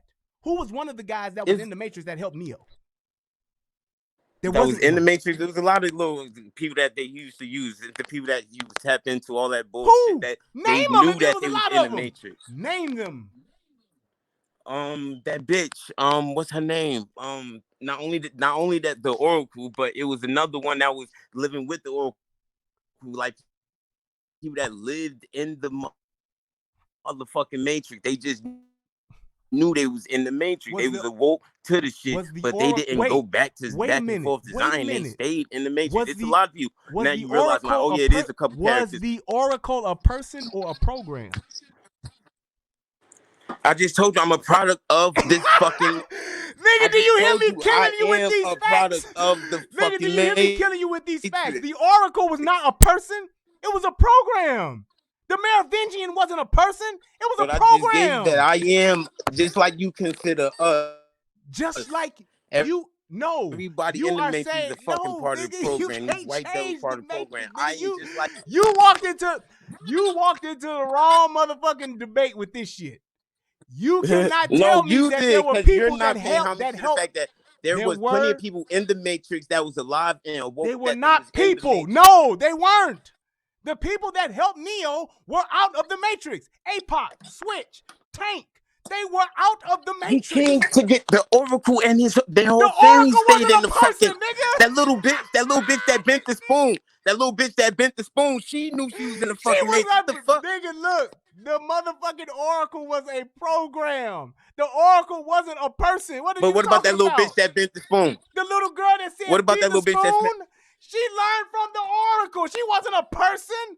Fuck is you talking about? The people that helped Yes, she was. She was a person. She wasn't no fucking bot. You know what the fuck? My God. They was people. They was all used part of the Matrix. However, the Matrix decided to use them. To rewrite the Matrix. All right, Jihad. I can't teach you no more. Nigga, I can't. I'm done. The pro-black and me is strong, man. It is what it is, man. Thank you, sir. You were a formidable adversary until the point of you lost. I'm sorry. All right, go ahead there, 502 Red. That nigga said the Oracle was a person. Can you hear me? Go ahead, Red. Can you hear me? Yeah, I can hear you. Man, he's living in fantasy land, bro. Man, dude, tell me, only thing, hey, he with Mr. Rourke and he with Tattoo. He helping both of them. Yeah. I think brother slow. He ain't got no money to go to Africa. You believe that? You a fool like him. Hey, man. And that's why I challenged him with it of saying, hey, if you really are that, you would be that. Don't ever let somebody tell you what they saying and you watching what they doing and what they doing ain't what they saying. That's the whole thing. I tell women that all the time in relationships. Whatever a man tells you, listen to it. But watch what the fuck he do, because what a man does is who he is. And if he was really that pro-black, really about that life, he would not be living here as an adult. He would be over there in the motherland with the rest of his brothers and sisters and his melanated, powerful people, and they would be living there instead of living here amongst us coons and us devils. Yeah, man. All that Pan-African and all that bullshit, man. That's fantasy land. We ain't from Africa. All these motherfuckers talk pro-black, but they can't name one person in their family that they can go to Africa and see. You know, it's just confusing. Wait, you dropped out. I couldn't hear the last part. What did you say? I said it's just confusing, man, because we American. Ain't nothing African about us. They talk all that African shit. They get treated worse over than they do over here, man. And here's my thing. It's like this. It's like my thing about the whole African thing, Pan-African thing. Number one, they not checking for us. Right. Number two, they're trying to come over here. And number three, I have no connection. And this is because of slavery. It's because of the breeding farms. It's because of that. I truly have no connection to Africa. I don't. exactly. And I and, and we've been here. as sad as it may sound, as terrible as it may, if you drop me off in Africa today, I couldn't tell you nothing about where my people came from. I couldn't tell you. I Right. couldn't point you in a direction. I would have no clue as to what country I would need to go back to. Our roots were severed. Our ties Yes. were severed. That's why I have to say I'm a Black American. I am not Yes. Afro American. I'm not Pan Africanism. I'm not going back there to live. That is not my intention. That is not my life goal. I like living where I'm at here because this is where I'm from. This is where my roots are from. Now, am I a person of color? Am I melanated? All of that great stuff. Am I a people of the sun? Fine. But I am not from Africa. People went crazy when Waka Flocka said the shit. Even though Waka's a rapper and all that shit, may not be one of the smartest persons in the world, but he made a hell of a lot of sense. I ain't African. I can't It's common identify with sense. that. Yeah. You can't. You So it's know, like, why and would that you try to thing, man, identify and connect to and something you that you have no connection to? and then they talk all this shit, man, the devil this, devil that. Leave the devil land. That's You why know, I asked them, you why wake would up you every day stay and you as an adult? Now, you as a kid, you have yeah, some restrictions. As an adult, and you saw he had his passport. You can get your passport and apply for yeah, citizenship in another country. Fact. You have to go through the yeah. paperwork process They of ain't doing about that that, life, but you can. You can absolutely do you that. know. Don't let Like nobody else get it twisted. You can do it. You can take your passport, go over to another country and say, hey, I was visiting here, but I would like to apply for citizenship. I would like to live here. That's how everybody else does it. yeah, US, we the only motherfuckers that let people hop over the border and just be here and just here kicking it with no papers and no shit. Anywhere else, you go to Canada, you go to Switzerland, you yeah. go to Germany, you go to any of those places. Yes, you can visit. You go to England, you can visit. But goddamn it, if you're gonna live there, apply for citizenship. Plain and simple. Some people are dual citizens. Okay. Another thing is what grown man wakes up every day thinking about the devil or somebody else keeping them from progressing and doing what the fuck they gotta do in life. It's child's play, man. Here's my thing with this. Don't make no kind of sense at all. Here's the thing. Are there injustices going on in the world? Are there things that are not in our favor that are in the world? Absolutely. Is this system and this country set up for Black people? No, it's not. If you want to get it that way, you have to change the law and you got to be willing to die for changing that Right. law. That's how this shit works over here. If you ain't willing to die and you ain't willing to change the law and die for and changing and dying to change the law, you can forget it. That's it. Yeah. There is no other way. Trying to ask the devil to be I nice, mean, trying to stand up and protest and march and walk for justice is bullshit. Justice is not for us. It's not. If you want to change the law yeah, so that it does work in our favor, do it. You do that. If you ain't doing that, then you might as well just say, yeah. I'm going to have to It's a million navigate other, according to the it's a laws million that are in places place. you can leave to. That's it. That's it and that's all. That's how this shit works. Y'all can like it, love it, Yeah. hate it, or whatever. But you have All you gotta to do is say, leave, man. if I ain't going to change it, I'm either go along with it or I need to get the fuck out. Just like all of those people that commented in my on my videos, talked I all mean, that shit, but don't do a goddamn thing to change it. All they do is bitch and moan and talk about it. So I'm yeah. the coon, but all you doing is talking about me doing what? Disagreeing with you?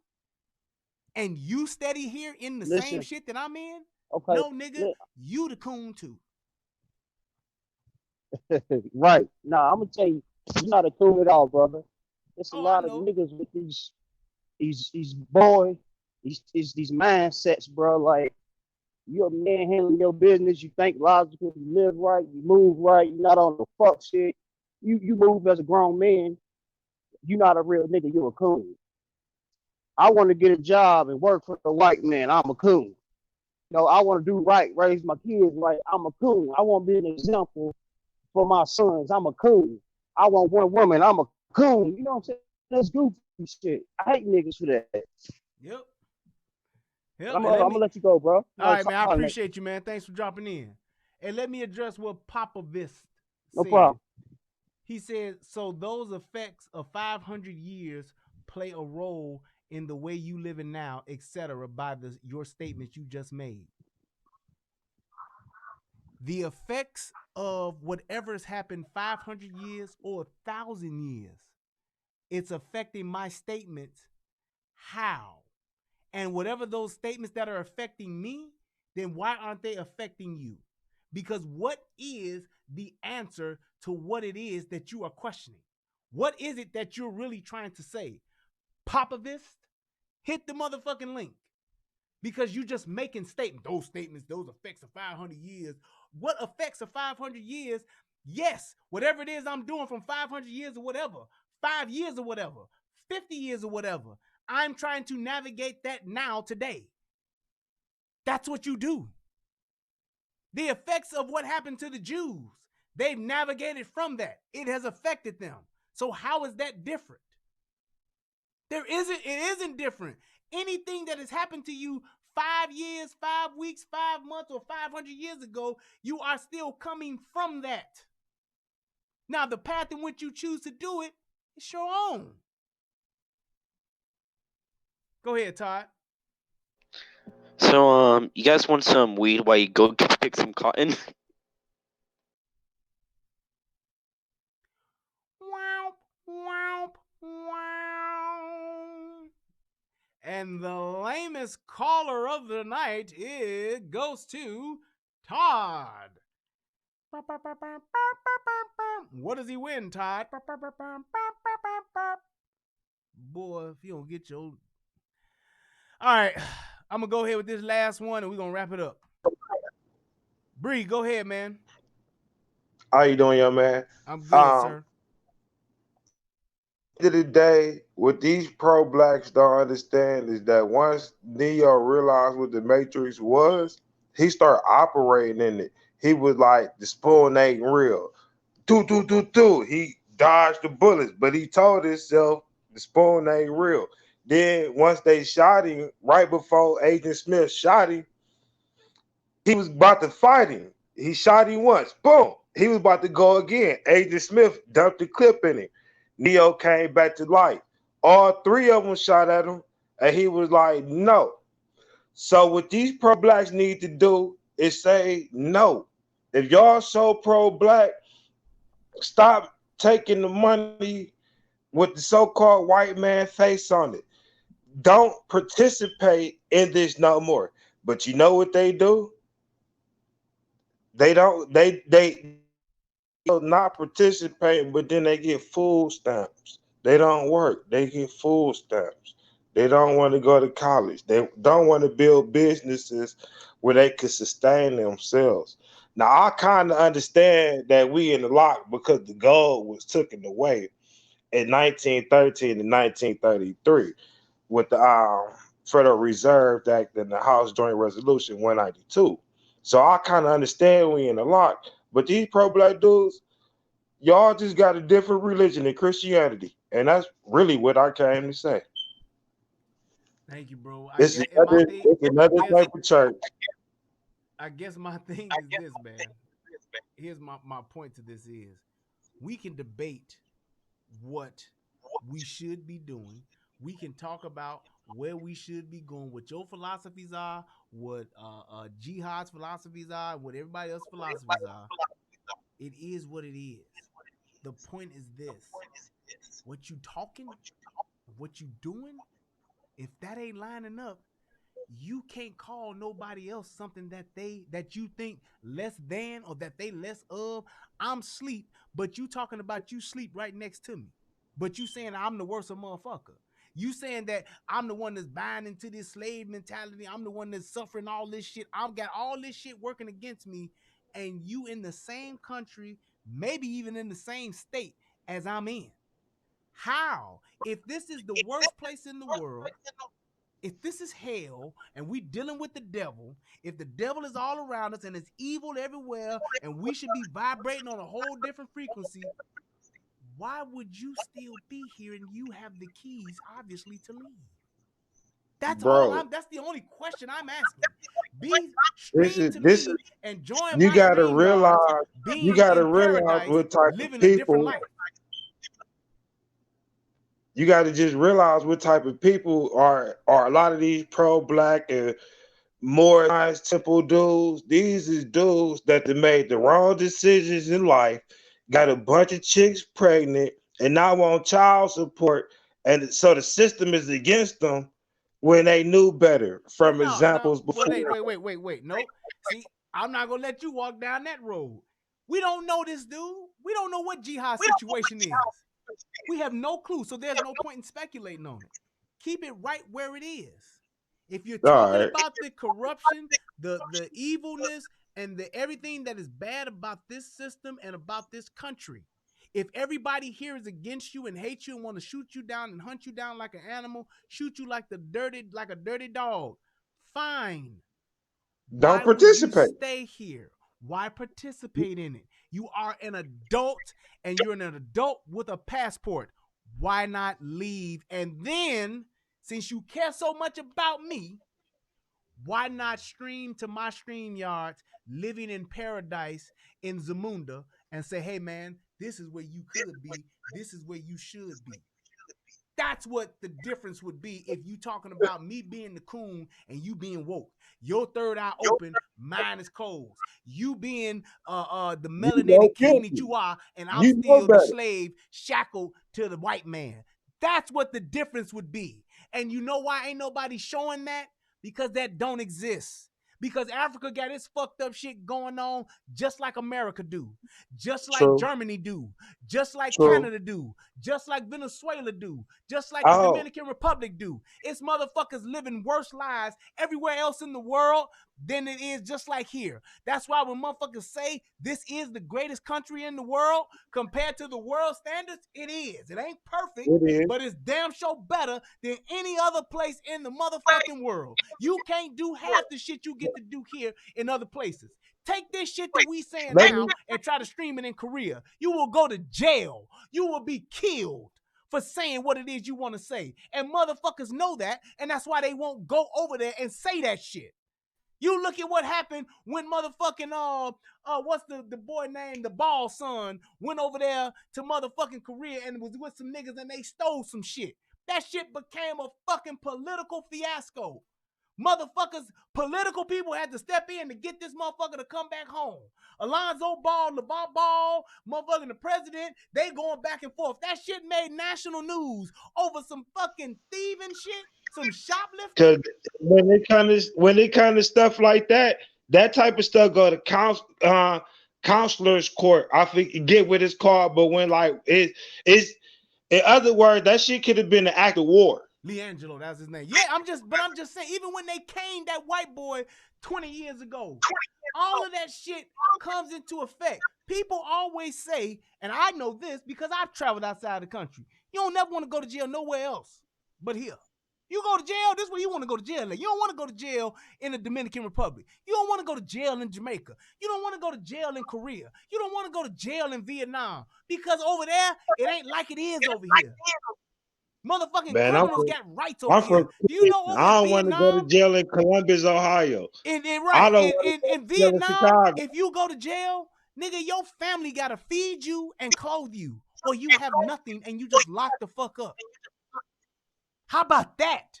How about that where your ass don't eat unless your family bring you something to eat, but you still in jail?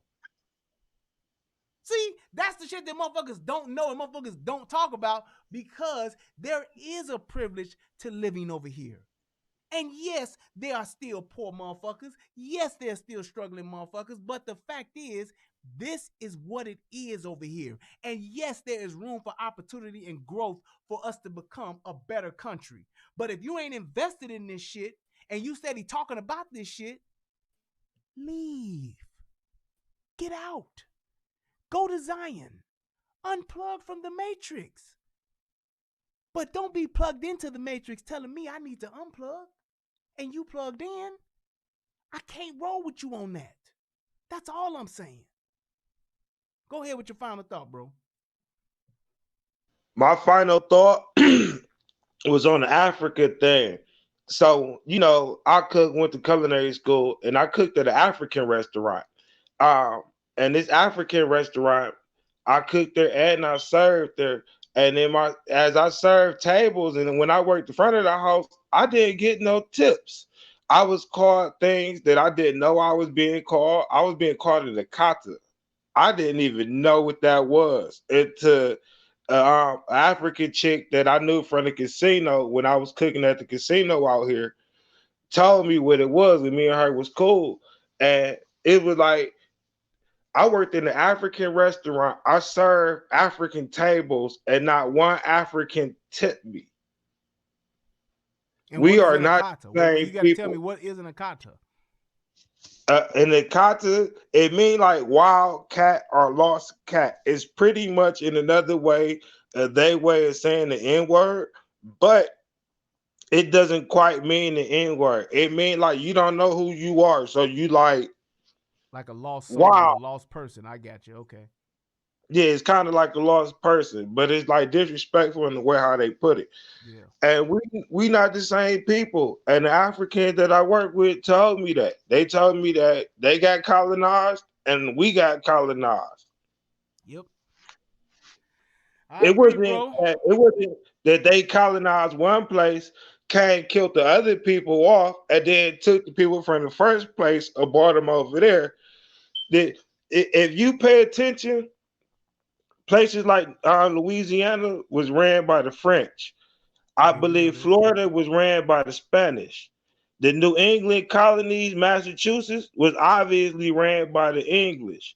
So the Dutch was over here too. So if you pay attention and you can recognize patterns of things, Africa got colonized at the same time that we got colonized. That's all I gotta say, man. For sure. Peace. Appreciate it, man. All right, young man. Take care. Later.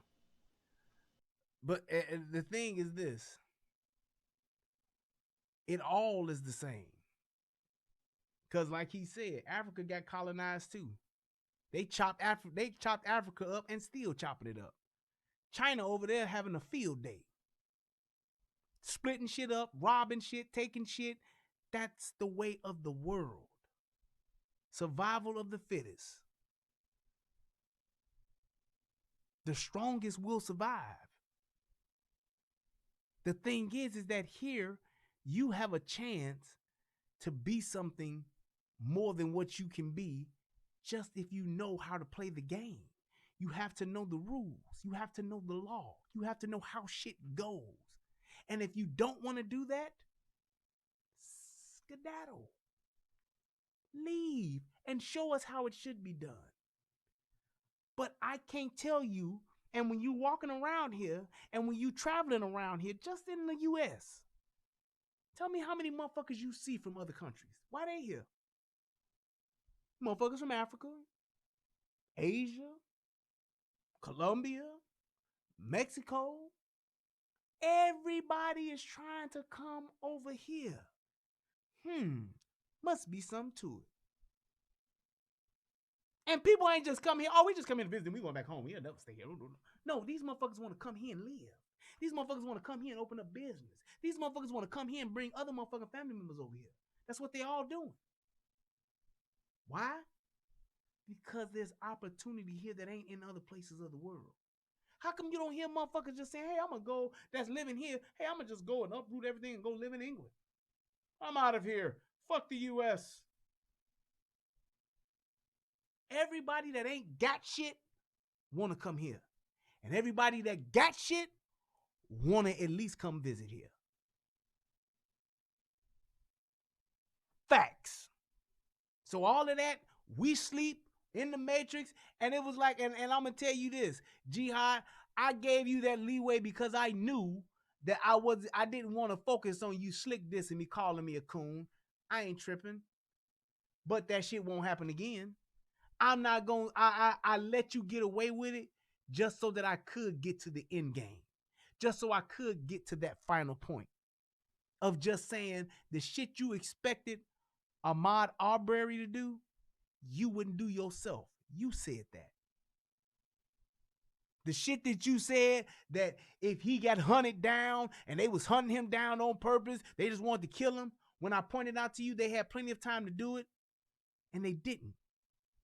You said that. I proved to you that once they did have an opportunity to shoot him down, I proved to you the fact of saying what hunter does that. They don't. If I'm hunting you down like you said, if I wanted to kill him like you said, they would have done it. They had ample time to do it. And then they could have done it and erased the video that they filmed it with, if that was their intention.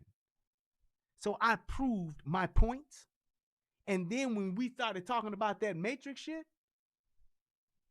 I proved my points there. So I just want to thank you, sir, for helping me and letting me pull out my knives to sharpen them, to make all of my points. And to everybody that commented on my other videos that didn't show the fuck up tonight, here was your opportunity. You didn't show. It is what it is. Good thing to know about that is when people are steady talking about you and all you doing is telling the truth and pointing out facts, that means you're doing the right thing and that you're doing the righteous thing. That's what I'm all about. I am Brian Redmond. This is the Relationship Rehab and the United Guns of America. I hope that this video helps somebody become a better version of themselves. I hope that people understand that it's better to have a gun and not need a gun than to need a gun and not have a gun. So all of the people that'll watch this and say, yeah, you still a coon. Yeah, he was trapped. Yeah, they shouldn't have never did this. Yeah, they shouldn't have never did that. Talk about facts in the law first before you start talking about your feelings. Plain and simple. Because no matter what anybody says, at the end of this, when this ain't popular in a month or two, when the case is over, the fact still gonna remain is this. Ahmaud Arbery is dead. And Ahmaud Arbery went up against 3 guys and 2 guns. And he died because of it. And he didn't have to.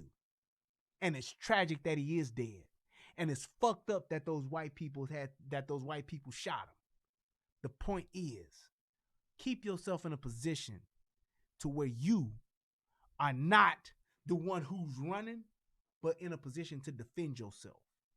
And defending yourself ain't wrestling with a motherfucker who got a gun. Defending yourself is actually having a gun and drawing down on them before they draw down on you.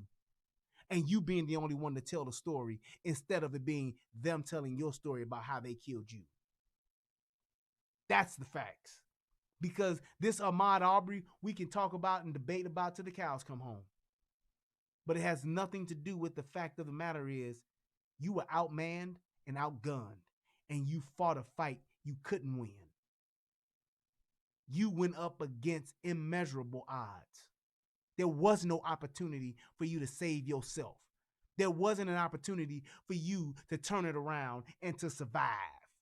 If you wanted to survive, you would have turned around and you would have ran as fast as you could the other way. Whether you stole some shit, or whether you was just admiring some construction, or whether you was just trying to sharpen your architectural skills. Whether you was looking for a job on a construction site, or whether you was just wanting to see and was just curious about a home that was being remodeled or built. Had you ran as fast as you could the other way because you were outmanned and outgunned, you would be telling your story, sir. You would still be here, sir. And if you was stealing, at the worst, you would have had a court date and had to pay a fine or serve some time. Either way, you would have still been here to plead your case, hire a lawyer, and tell your story. And if anybody else that's watching this don't understand that that's the main idea and that's the most important fact about this, you're a dumbass and you're not doing anything but buying into this fucking media bullshit hype, and you just sitting here playing into the hands that they want you to play into. Being caught up about everything that's race when it's all about the haves and the have-nots. I had motherfuckers on Facebook talking about this shit. Trump gonna involve himself in this. Yeah, I bet you Trump say something about this. So fucking what? How the fuck is this Trump's fault? Why are you even concerned that Trump is even saying something about this? It's stupid. But niggas like saying Trump because Trump is the easy way out instead of personal accountability and responsibility. That's why niggas like doing this shit.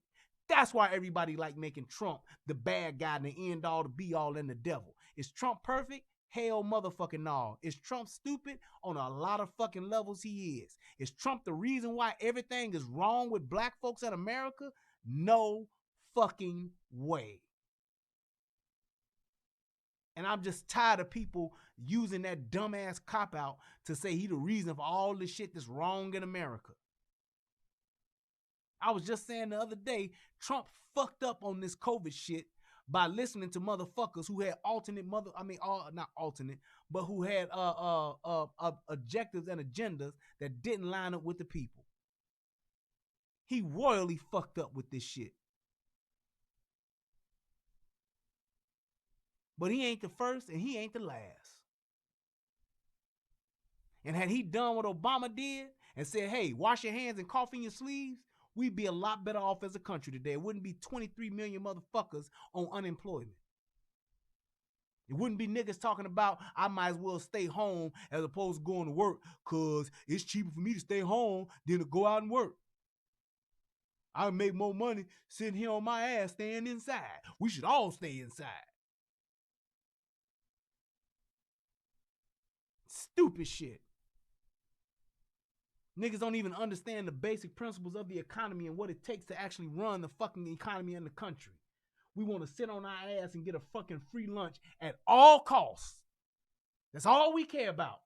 Free, free, free. Free, free. Set me free. Set them free.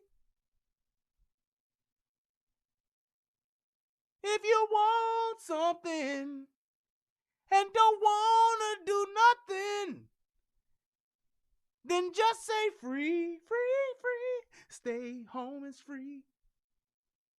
Y'all listening to the shit that these motherfucking Democrats and these fucking liberals are telling y'all. Stay home, stay indoors.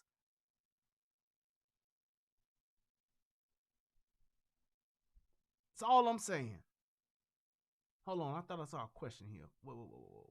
Marcus Speaks says, CJ Gunn, get this question to Brian. What would he have done in that situation with what Mr. Arbery did? Meaning, with everything Ahmaud had done, what would he do in his position? If I was in his position, not me being in his shoes, if I was him, with what I had, which was nothing but my hands and my feet, I would have took the fuck off. Whether if I was stealing something or whether if I was just watching and looking at something. I see motherfuckers with guns and I don't have one, I want to go the other way because they have the power and I don't. And what I mean by power is the power of life and death. You never motherfucking argue with a drawn gun, with a shown gun. Motherfuckers show me a gun. If I ain't got one, I'm going the other goddamn way. Motherfuckers over there look like they got a gun and I ain't got one, I'm going the other goddamn way. That's what I would have done. 25 years old football player, I would have took the fuck off. They wouldn't have seen nothing but ass and elbows. That's what I would have done. I would have ran the fuck home and got my gun. I would have ran the fuck home, cried to my mama. I would have ran the fuck home, called the police. Said these two motherfuckers just tried to pull a gun on me. Anything but what he did. I ain't gonna never wrestle no motherfucker out in the open with no gun and I got options to run. I got options to leave. I ain't never gonna do that. I've had a gun pulled on me. And you know what I did? I gave it up. Here, nigga, take this money, take my chain, take it. Have I been in that position often? Nope. Let me go ahead and read these donations real quick. That's what I would have done. I would have fucking let that motherfucker have his way and gone the other way. Plain and simple. They wouldn't have caught me. Unless they would have ran me down and tackled me. And you can see them old white motherfuckers wouldn't have been able to do it. Shout out to my man, The Drizzle. Hit your boy off with $5. That's what's up. The Drizzle Gaming. My man, Cool G74. Hit your boy off with $3. Thank you, sir. My man, Night Train 2804. Hit your boy off with $50. That's what's up. Thank you, sir. My man, Bolo TV 16. Hit your boy off with $2. That's what's up. My man, Christopher Sykes. Hit your boy off with $5. He said that woman standard show you did was amazing. Thank you so much, sir. I got something else to do about that tomorrow. I just wanted to get this shit out of the way. My man, Angry Man, hit your boy off with $5. That's what's up. Thank you, sir. And Queen Portia hit your boy off with $10. She said, great for a great show. Thank you so much. I appreciate it. Let me check this young PayPal. Actually, I'm going to tell y'all a story, and then I'm going to get on up out of here. Let me see here. Over here on the PayPal side of the game. Oh, got a couple. All right now.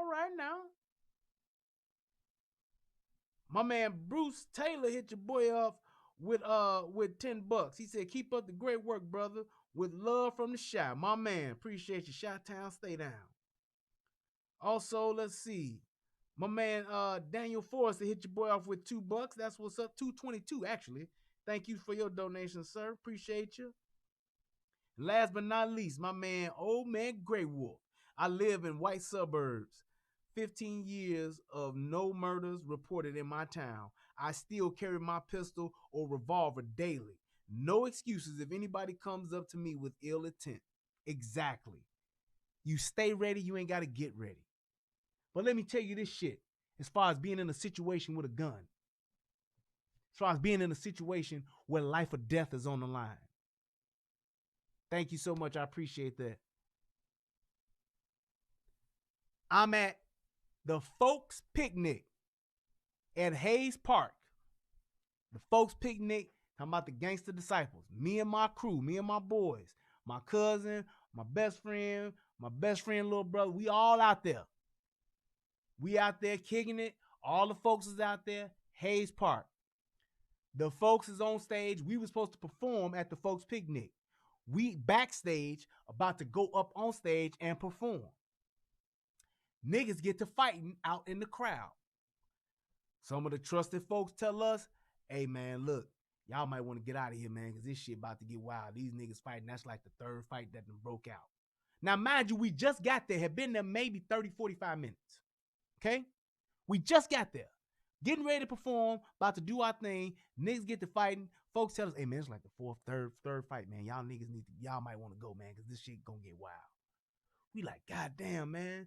We was trying to perform and shit. They're like, nah, man. He's like, I don't see this shit happening, man. These niggas arguing. This is like this third fight. All right, fuck it. Let's ride out, y'all. So we like, fuck it. We getting out of there. We are walking away. All right? We are walking towards the lake. Those of you in Chicago know where that street is, where Lakeshore Drive is, where you can go over to the other side, away from the park at Hayes Park. Now, as we are walking, another fight ensues. We start hearing niggas fighting. We start seeing the crowd and shit moving. Then we start seeing niggas running from the crowd. So we like, oh shit. Next thing you know, we hear bang, bang, bang, bang, bang. These niggas are now shooting. Thing about it is, I don't know where these niggas are shooting from, but what am I doing anyway? I'm out. We out. I can hear the bullets now coming through the trees, whizzing through the trees, whizzing through. Anybody who's ever been in the hood, you know how it sounds when bullets are going through, right? As I'm running, I see my flesh and blood first cousin. There's a big ass puddle of mud and water. It's like a puddle because where it rained or whatever, and it was mud and water. So it's like mud, puddle, then mud. We're running. I see out of my peripheral, my cousin he stepped in the mud, slips, takes off in the air, boom, right into the mud. Flat off his ass. He then tries to get up, slips again in the mud. He's down. Now, this is all in slow motion, but it's going fast as fuck because niggas is shooting. And we like, at this point, we like, come on, get up, Tuck, get up. I see that he's struggling because he's in the middle of the mud pile, covered, and can't get up. What did I do? I turned around, pulled out my Beretta 92 FS, safety off, cocked the hammer back, and I'm pointing. There is a crowd of people coming towards us. In my mind, I said, I can't shoot, but the first nigga I see with a gun, drop him. Because I'm thinking the nigga that's running this way with the gun is probably going to be shooting it. So I just didn't just start shooting in the crowd to shoot back because people were shooting at us.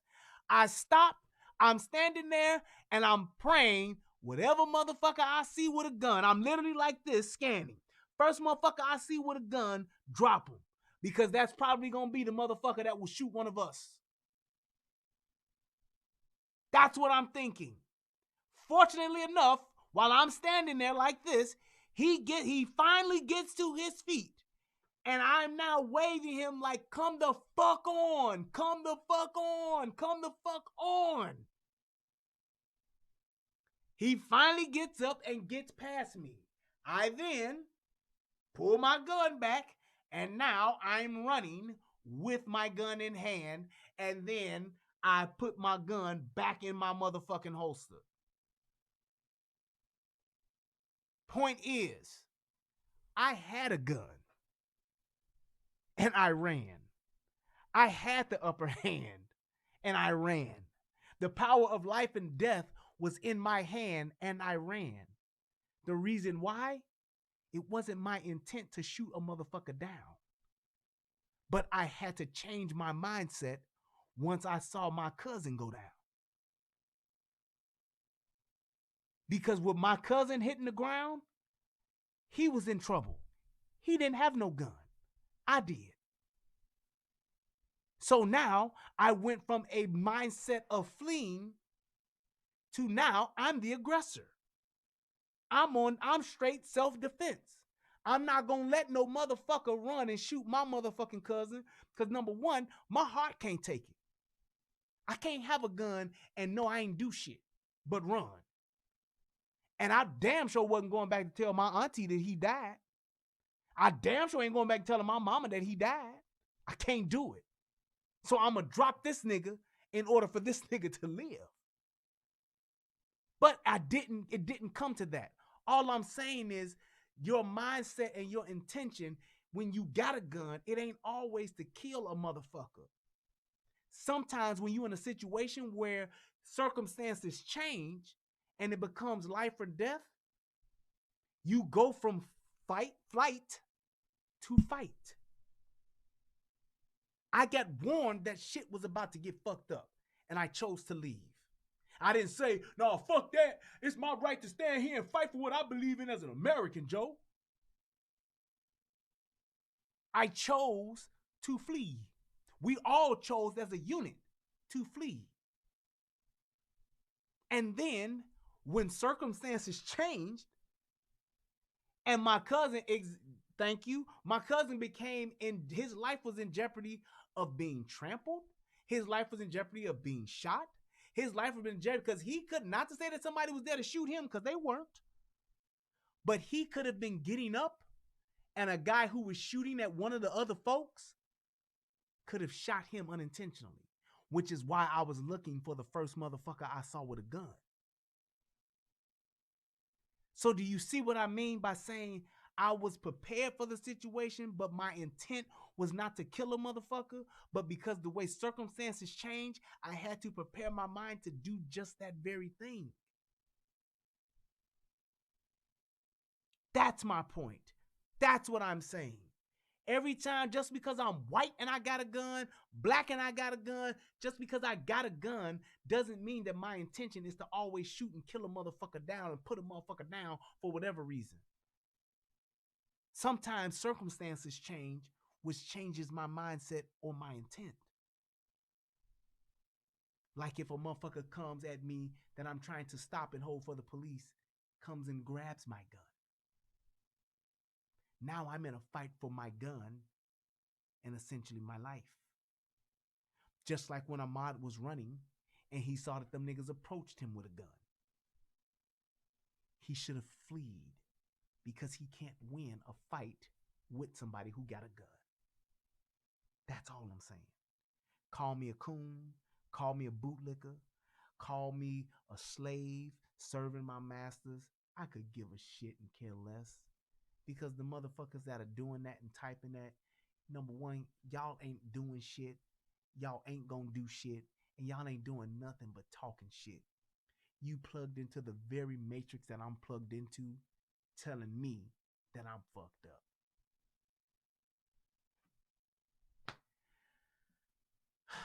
I love y'all. I appreciate everybody that stopped by tonight. Click the subscribe button. Click the thumbs up. Thank you all for supporting the channel. Thank you all for supporting me, for every donation, for every conversation. I appreciate it. Even though we don't agree, we should still be able to say what we want to say and just have a conversation to get along and respect each other just because of that. You are having a conversation. I'm not your enemy. All I am is somebody who thinks differently and has a different idea and different thoughts than you. The point is, we should all encourage each other to think first. I am Brian Redmond. This is the Relationship Rehab and the United Guns of America. Peace, and I'm out. All right, y'all.